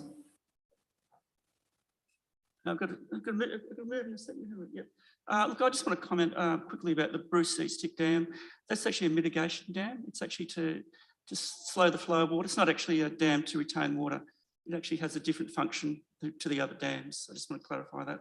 And the South Para Dam actually does do a pretty good job. And recently the head wall was increased to give some freeboard. Anyway, and although the Tennyford Creek, I accept what Brian's saying, Tennyford Creek is not controlled, and that probably caused a lot of the flooding that we had last time, because that was below the South Para. Okay, we'll put that to a vote. All those in favour? Carried unanimously. Thank you. Okay, next one. 7.5 Garrick draft. Mayor, you want to? Firstly, I'll declare a perceived conflict on the Garrick committee. However, this matter was presented on Monday. It was endorsed by Garrick and it's going up to the board next week. So I think we've actually missed our opportunity. It's an unfortunate series of circumstances because we had to delay this meeting. But it has been endorsed by Garrick and it will go up to the board next week, the LGA board, to be set in stone, basically.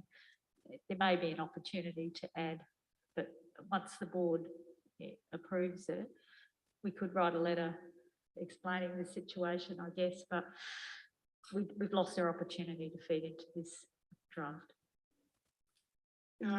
Someone like to second? Oh, someone like to second that? Oh, sorry, you can't. Sorry, you're going to what? Leave the room? No, stay in the room, but you're going to move it. You're going to move it. Okay, I need someone to move it.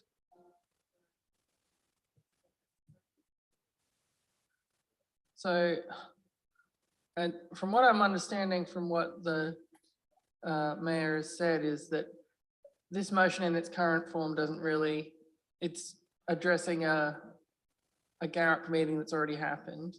Do we need to have the motion at all? Should we change it to address the LGA instead of Garrick, or what should we do with it?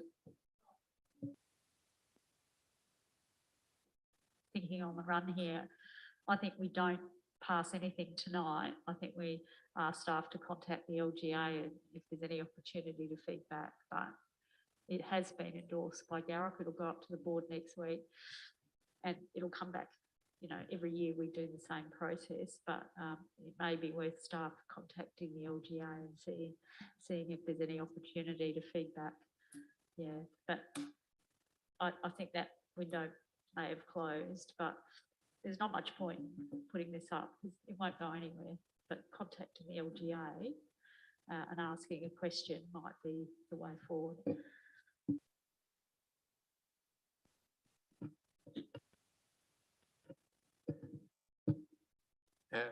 I'm happy to move that way, that we request staff communicate with the LGA on the process, given the fact that we had lack of quorum and ask the question.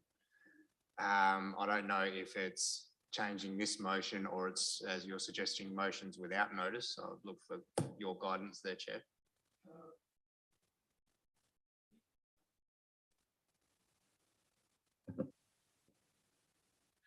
I think Councillor Davies, it may just be writing a letter to the LGA or to Garrick Chair stating the reasons why we weren't able to get our feedback in and is there any possibility of adding the feedback.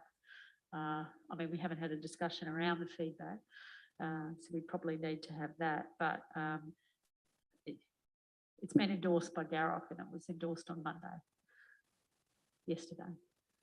So I'm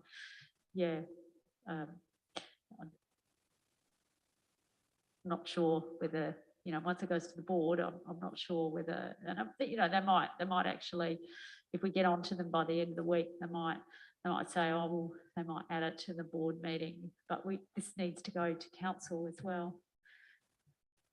So it still needs to be endorsed by council in a way. It may just be writing a letter to the LGA and asking if we can provide late feedback or if there's any possibility of including at some point. Yeah. So, yeah, so just to be clear, when is it going to the LGA? Next week? Well, so if it goes next week, there's no point us making a motion now that is not, that says recommends to council on it, because that will be more than next week. So maybe the staff can simply, the staff can just follow up. Yeah.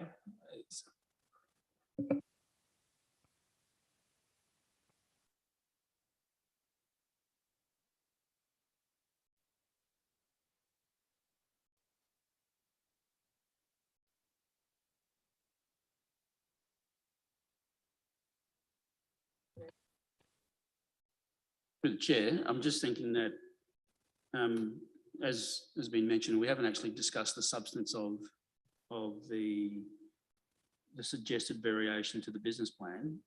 If the committee was to have that discussion, endorse the essence of it, add another part 3, which is that the administration write to the LGA chair of the board of directors, and that they consider this element in its considerations in pursuing the business plan. Now, they might not then amend their business plan, but at least it's on the record that the town of Gawler they've written to the board. Yes, it's not to GAROC, but it would be after council endorses the minutes from the IES, but then it's on the record that we've considered the substance of it. We've endorsed seeking that the business plan be changed, or that the LGA board consider the matter moving forward, and leave it to them.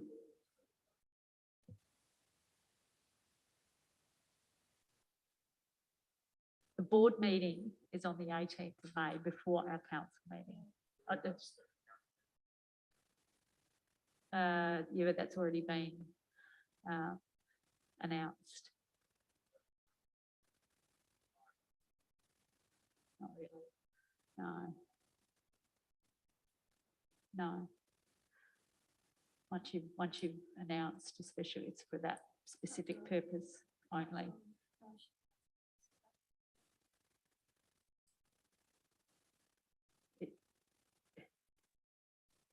No.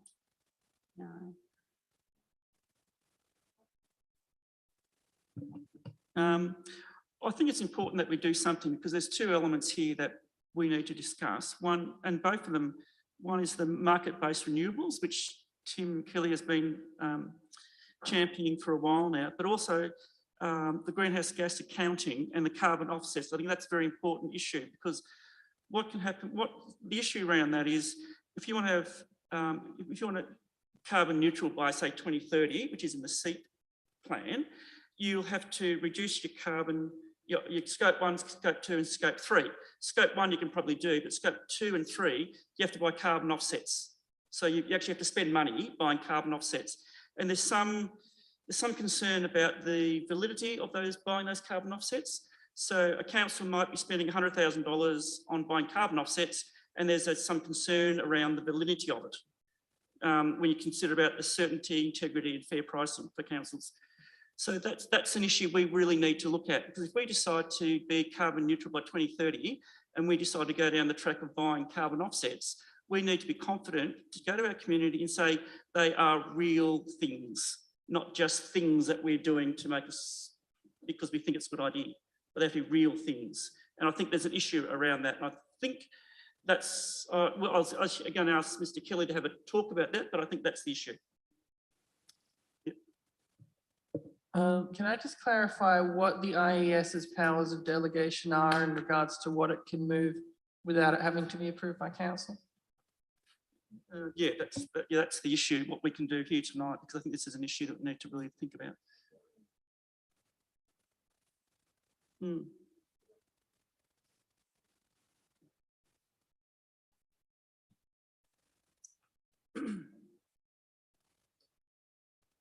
You think so?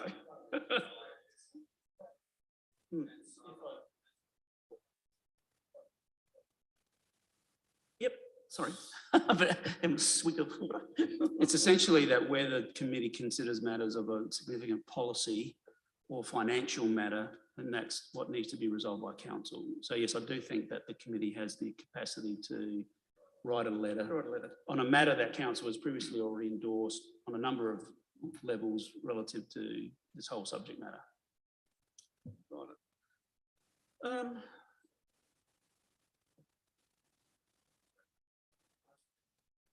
Well, I just wonder whether we could get Mr. Kelly to have just give us some information about those two elements. Is that possible, Tim, to give us some, because they were the two things that you highlighted in the report, in the motion. Thank you. Thank you, Chair. I think you summed it up pretty well in that there is a significant challenge and concern about the integrity of both renewable electricity and carbon offsets, and the costs and the fairness of those costs to consumers. And this is why the ACCC, as a result of our efforts and the efforts of the LGA, have made green and sustainability claims their top priority to investigate in 2022-23. So we have made significant gains, and I think it's just a case of keeping the momentum going by reminding the LGA that this is a real issue. There's another opportunity as well, and I'm sorry about the dates on this one. There's another opportunity coming up on the LGA's climate policy statement that's being updated, and that was just released yesterday. Again, they've not included this issue, which is a really key issue that we've all agreed on. It's very important. So I guess I support the idea of writing the letter, keeping that momentum going, and also look forward to following that up on the climate policy statements at the next council meeting.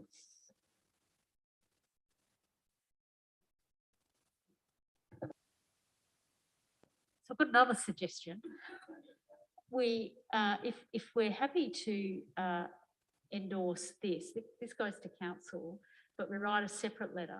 So as Henry said, staff write to the LGA, seeking the LGA to consider the matter moving forward. I think we need to explain in our letter the reasons why we haven't been able to feed back in the required time. We've got a good reason for that. And ask for special dispensation to include this in their endorsed document. They can do a special item. We could either go through Garrick, or it could actually, they could update as a result of our late. So I think we just have an explanatory letter, gives them and providing a direction of how this can get into the business plan. We could include what you were talking about, Tim, with the climate, what's the document policy, is it? Climate policy statement, so we can include that in the letter as well, so that we actually cover two birds with one stone.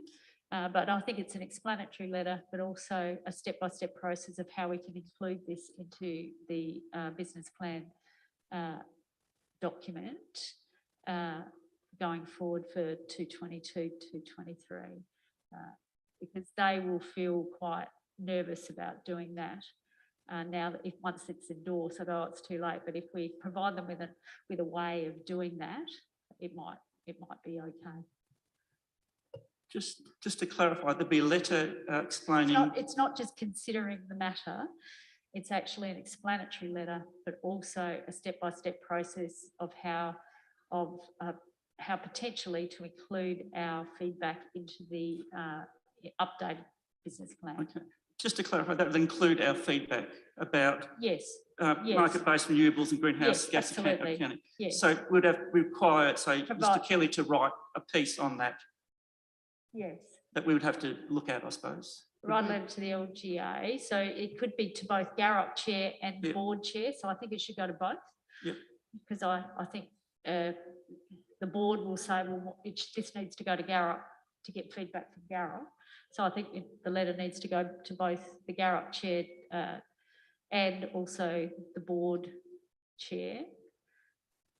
So the Garrett chair is David O'Loughlin and the board chair is Angela Evans. So that's, okay. Write a letter in this respect, request staff explaining the reasons for our late feedback. And also the Providing, substance. providing an opportunity of a way forward to include our feedback into the updated plan that would satisfy. Okay. But also including the actual feedback that we want to, the actual message. Yeah.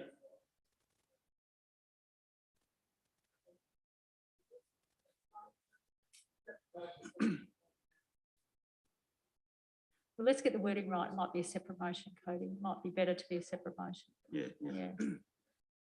This quite important issue because it's a big issue.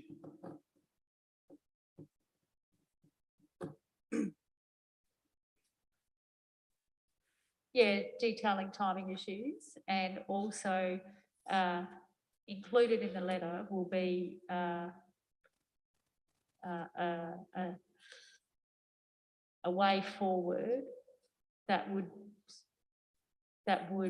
be acceptable to both Gareth and the board.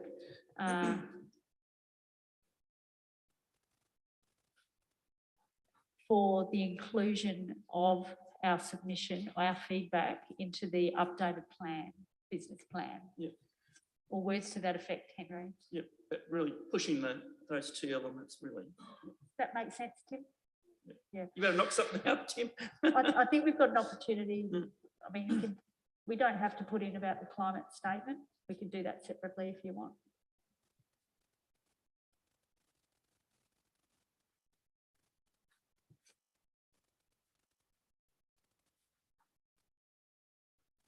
So,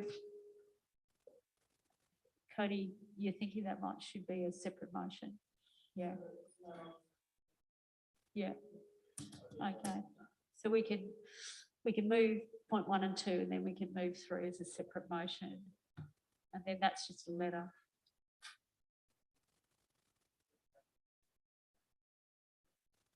Yeah, I think we've got delegated authority to write letters. I think. Mayor, you'd sign it, Mayor, not the chair. Fair enough. Yeah. I mean,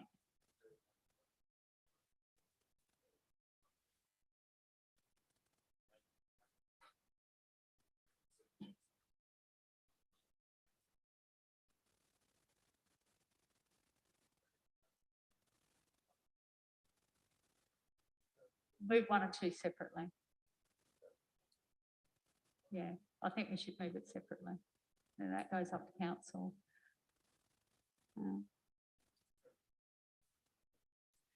I can actually pick up the phone and ring David tomorrow and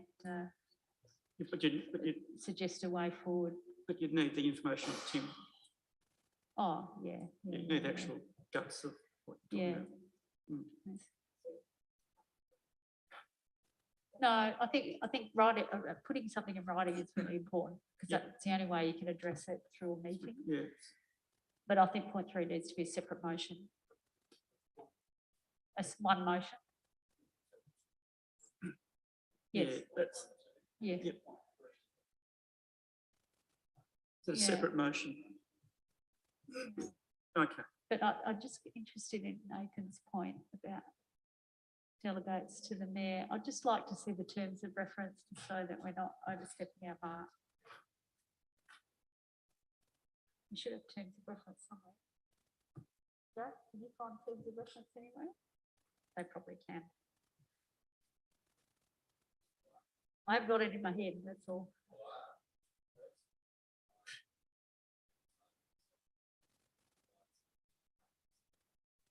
Yeah, I don't mind. It's, yeah, but I think if it comes from the mayor, it carries more weight. it carries more weight. It comes from the mayor. Yep. Carries a lot more weight. Yep.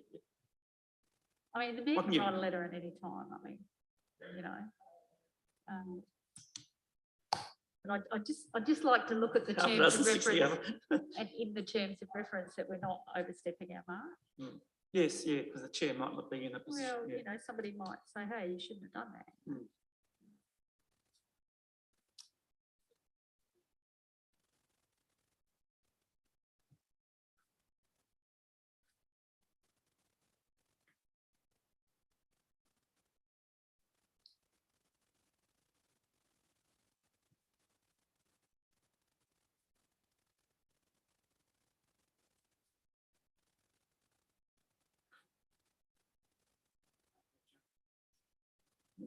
Mayor. Mayor. But, oh, there it is. Yeah, we're not too sure whether the chair's got the authority to do it. Do we- The Mayor would have. I suppose. Yeah. Have Yeah, we, just in case. just wouldn't mind looking at the terms of reference for this committee, Henry?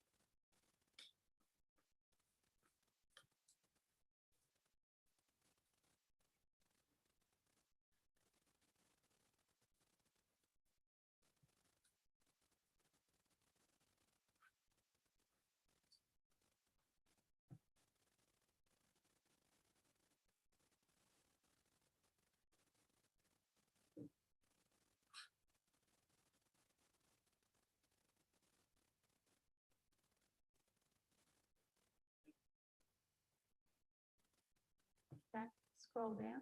you can. Delegations, stop. Yep.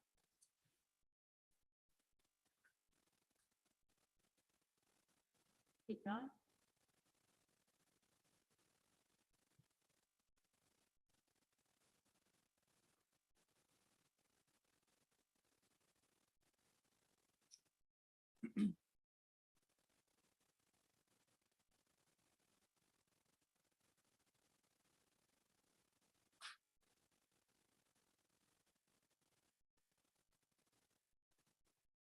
Is that it?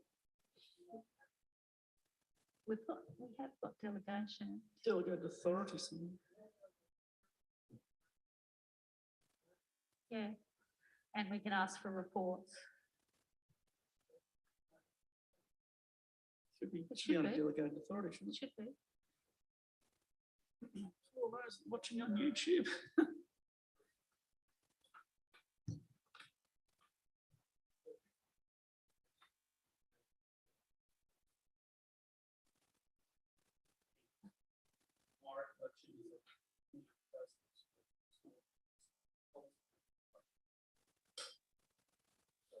Yeah.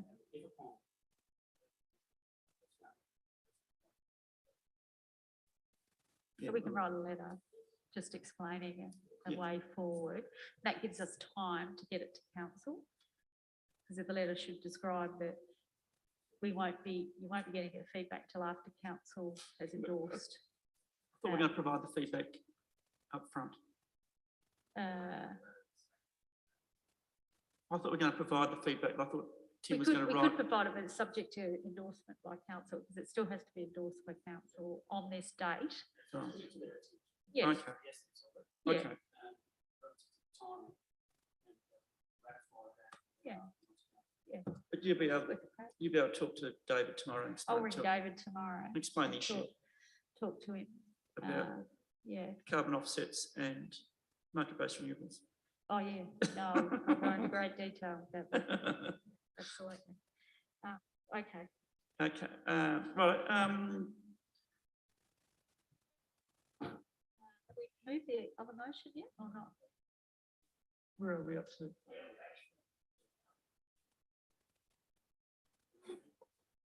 Yeah, okay. I need a mover and a seconder for 1 and 2. Someone move that, Cody? Do you want to speak to that, Cody? Okay. So would like to second it? Nathan, you want to speak to it? Okay. Anybody else like to speak to that? Okay. All those in favour? All those against? Carried unanimously. Now, part 3, is that what we need to do? Another motion? Yeah. Okay, another motion. Yeah. So Cody, you happy to move this one? You have a bit of a read? Yep. Paul, do you want to? Oh, sorry. So I probably have to change in this respect to actually clarifying what it is, since it's its own motion. But otherwise,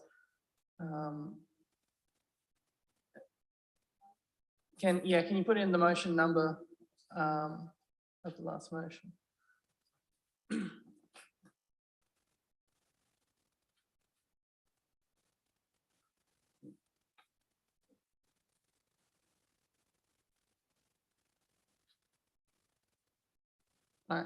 Yep, I'm happy to move this. I think it is, yes. My understanding at the moment is that this is a reasonable thing for the IS to be able to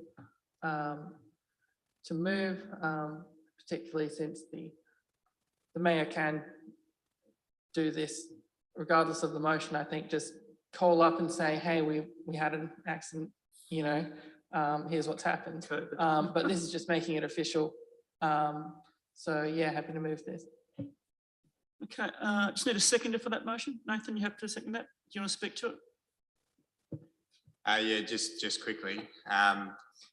Firstly, this process was local government. I don't know how you guys do this every day, but anyway.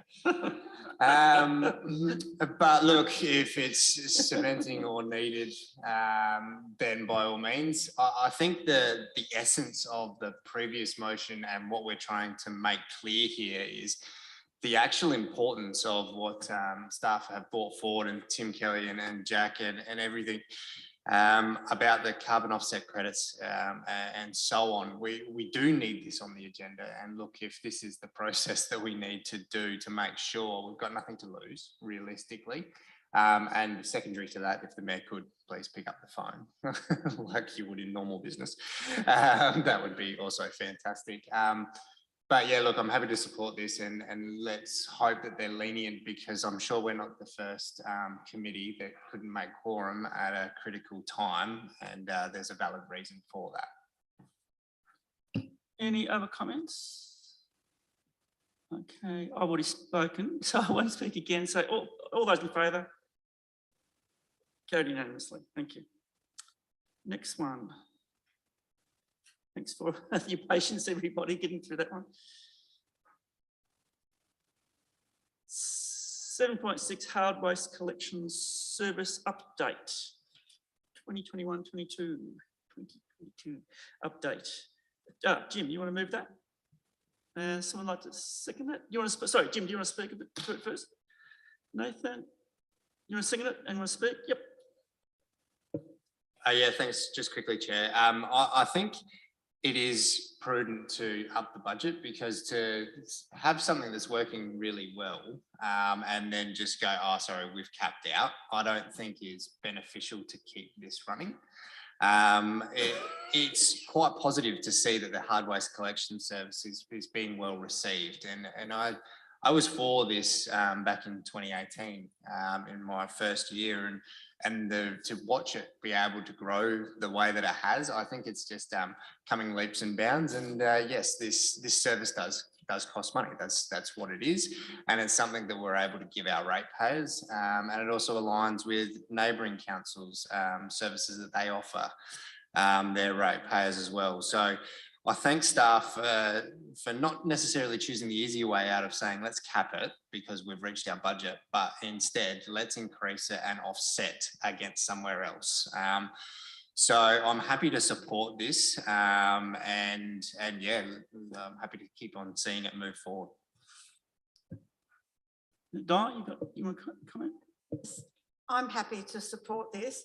But I am aware, and I don't know if it's still happening or not, but about 6 years ago, around Crafers, which I'm assuming the Adelaide Hills Council, if you had hard waste collection there, they used to, and I am talking 6 years ago, they used to charge you $20 a trailer to come and get it.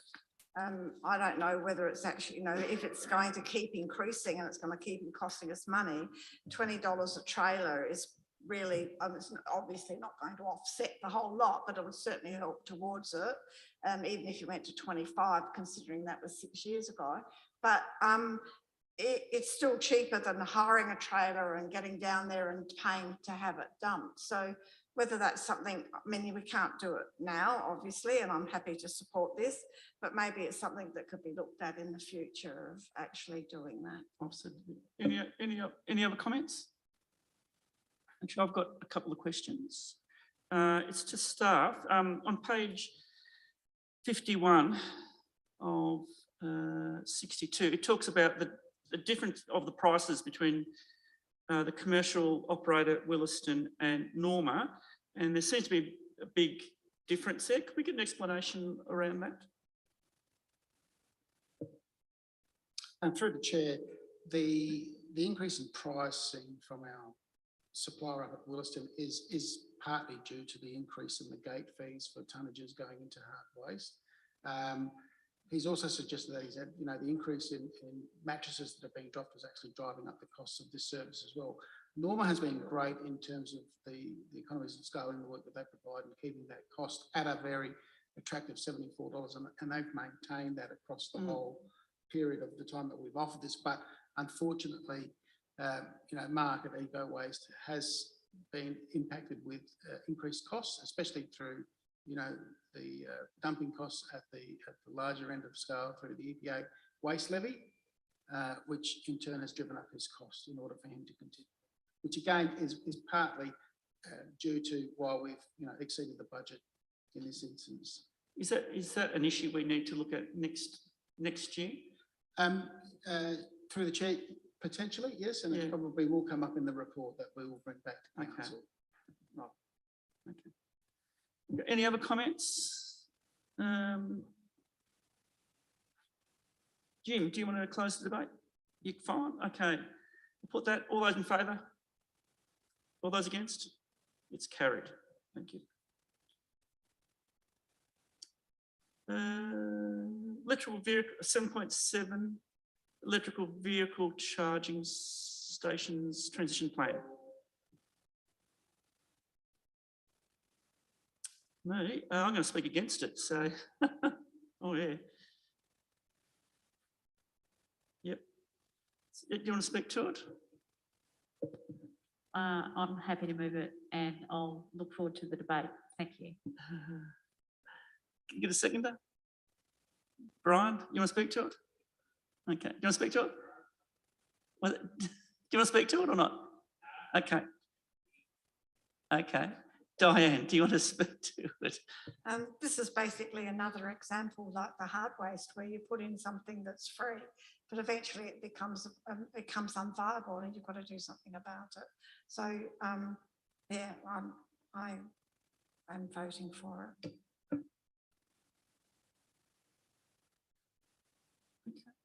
I'll talk. I'm going to talk. My turn. Unless Cody, you want to talk first?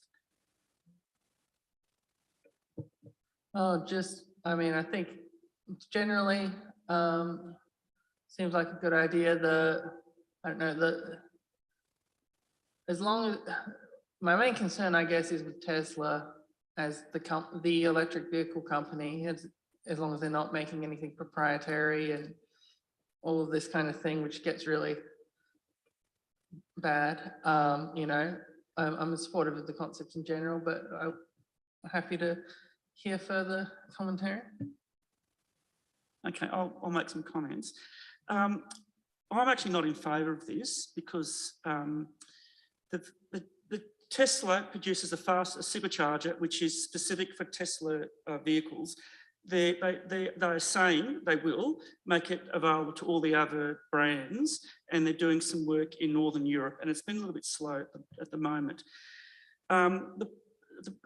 What is happening now is the state government is rolling out a fast charging network. They're putting out 19 fast chargers, and they're going to be less than 200 kilometres apart, which is pretty good. Unfortunately, it hasn't included Gawler. But there is an argument for, say, putting a 25 kilowatt DC charger here in Gawler as a bit of a stopgap compared to the larger 50 kilowatt super fast chargers. And one of the reasons why I'm not supporting this, on the weekend, a national fuel retailer actually announced that they're going to be rolling out a fast charging network across the company.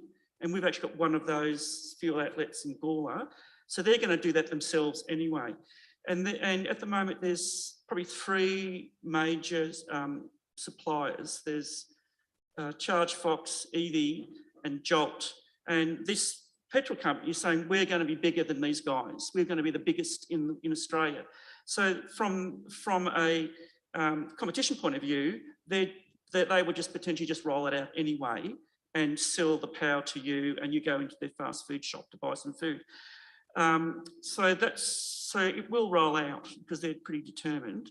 And I suppose with the Tesla one, there's no guarantee that this is going to happen in the short, even the medium term, although it says in the report that when they change over to allow all other vehicles to use it, there'll be no need to change any infrastructure. That really doesn't mean anything, because all it is it's just a cable out to a box, basically, to a big charger. And what they need to do is just to change a few components inside that charger. So it's not a great deal. So, and also it locks up six car parks, and Tesla tends to like them in really high profile areas. So probably at the VIC, for example. I mean, that's where they like to have them. So it'd be a free ad for Tesla, and I doubt whether in the medium term, when it actually gets switched over for all the other cars to use this other network that this petrol company is going to roll out anyway, will already be in place. So although it was a good idea and to fill the gap, because we're not getting a fast charger in Gawler, the 50 kilowatt charger, I think unfortunately, just from that announcement last weekend, I think that's gazumped. So I won't be supporting it. Thank you. Yeah. So we'll put it to a vote. Mayor Redmond, do you want to finish off the debate? All right. Okay, we'll put that to a vote. All those in favour? All those against? It's not passed, it's lost. It's lost. Thank you. Thank you. Policy review.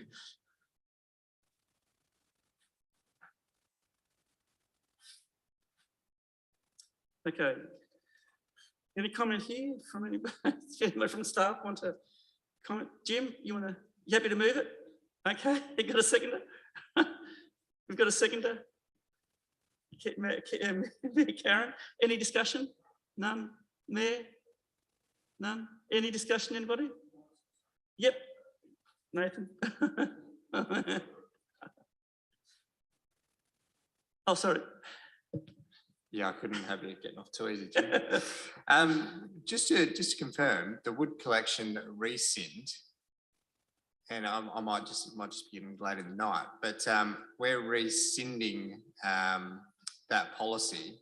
So can people collect dead vegetation and stuff? No. All right, I know the answer, but I'll let Jack give you the answer. I might steal his thunder. Go for it, Jack. There you go.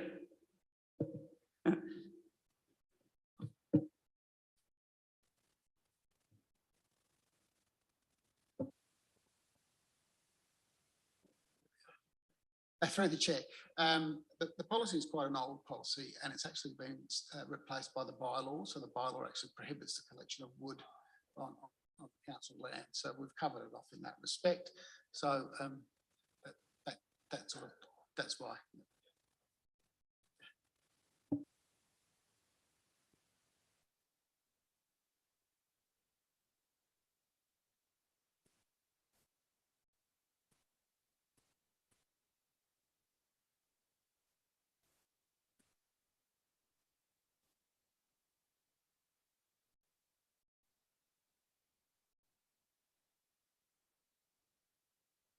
Can somebody tell me what's happening in the car park at the administration centre?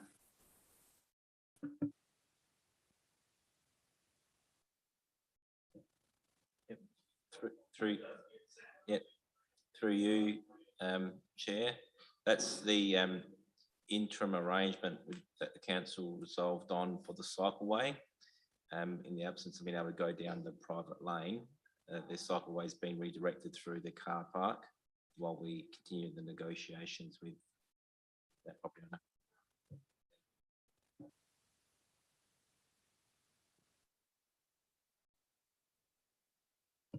Any other questions without notice? Brian? I'm not sure, but I received my rates today, and we had a notice came round to all elected members, and it was stated, is there any other things that you needed to have in with the rate notices? You know, they put these flyers out, you've all got your rates, have you? And there was one about the history thing. I've had 4 complaints about that because some of the phone numbers, they put the person's name and others they haven't. So people are quite petty. They like their name being next to it. And there's the $800,000 art galleries in there and all that. But this is the one I asked to be in there, right? And the reason I asked for it, because on the other side, it's got who we are. And I am regularly getting told that they do not know who the councillors are in Gawler. People are saying to me, who's the other councillors? I said, come on, no. And I also went around the post office. To have that in the envelope would have cost no more money. So when we get asked as elected members, what else would you like to have in the envelope? Who is the one that makes the decision to who puts what in? You want to have a chat? Yep.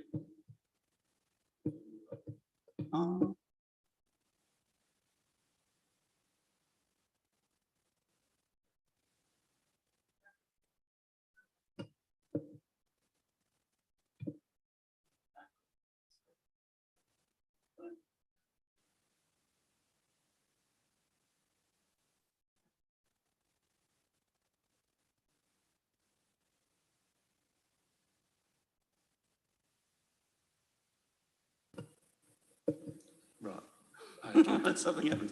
So Brian, just to confirm, so Donna regularly sends out, in anticipation of notices going out to members, this is what's going into the rates notice. Are you saying that you responded to Donna with?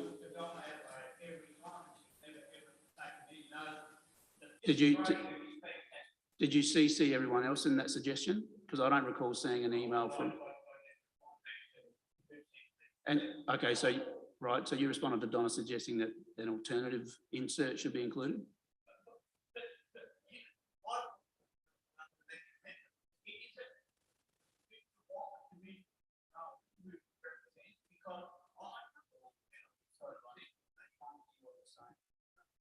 Yep. No, it's got, yeah, go on. Got to go through YouTube. But the situation is, that is a beautiful brochure, plus it also says we've now come out of the fire ban. And to me, that's a very valuable brochure for this community, not only representing who you all are as their representative in the community. It's a simple thing, it costs no extra. And these are laying around everywhere. You get them around there, out the toilet, everywhere you want them, you know. I just don't understand when you get asked, what would you like into, we don't seem to be heard.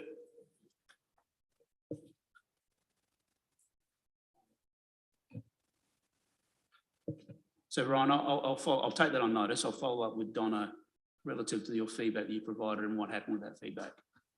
Okay. Okay. That's, so got the question answered. That's okay. Oh, sorry, another question. Yep.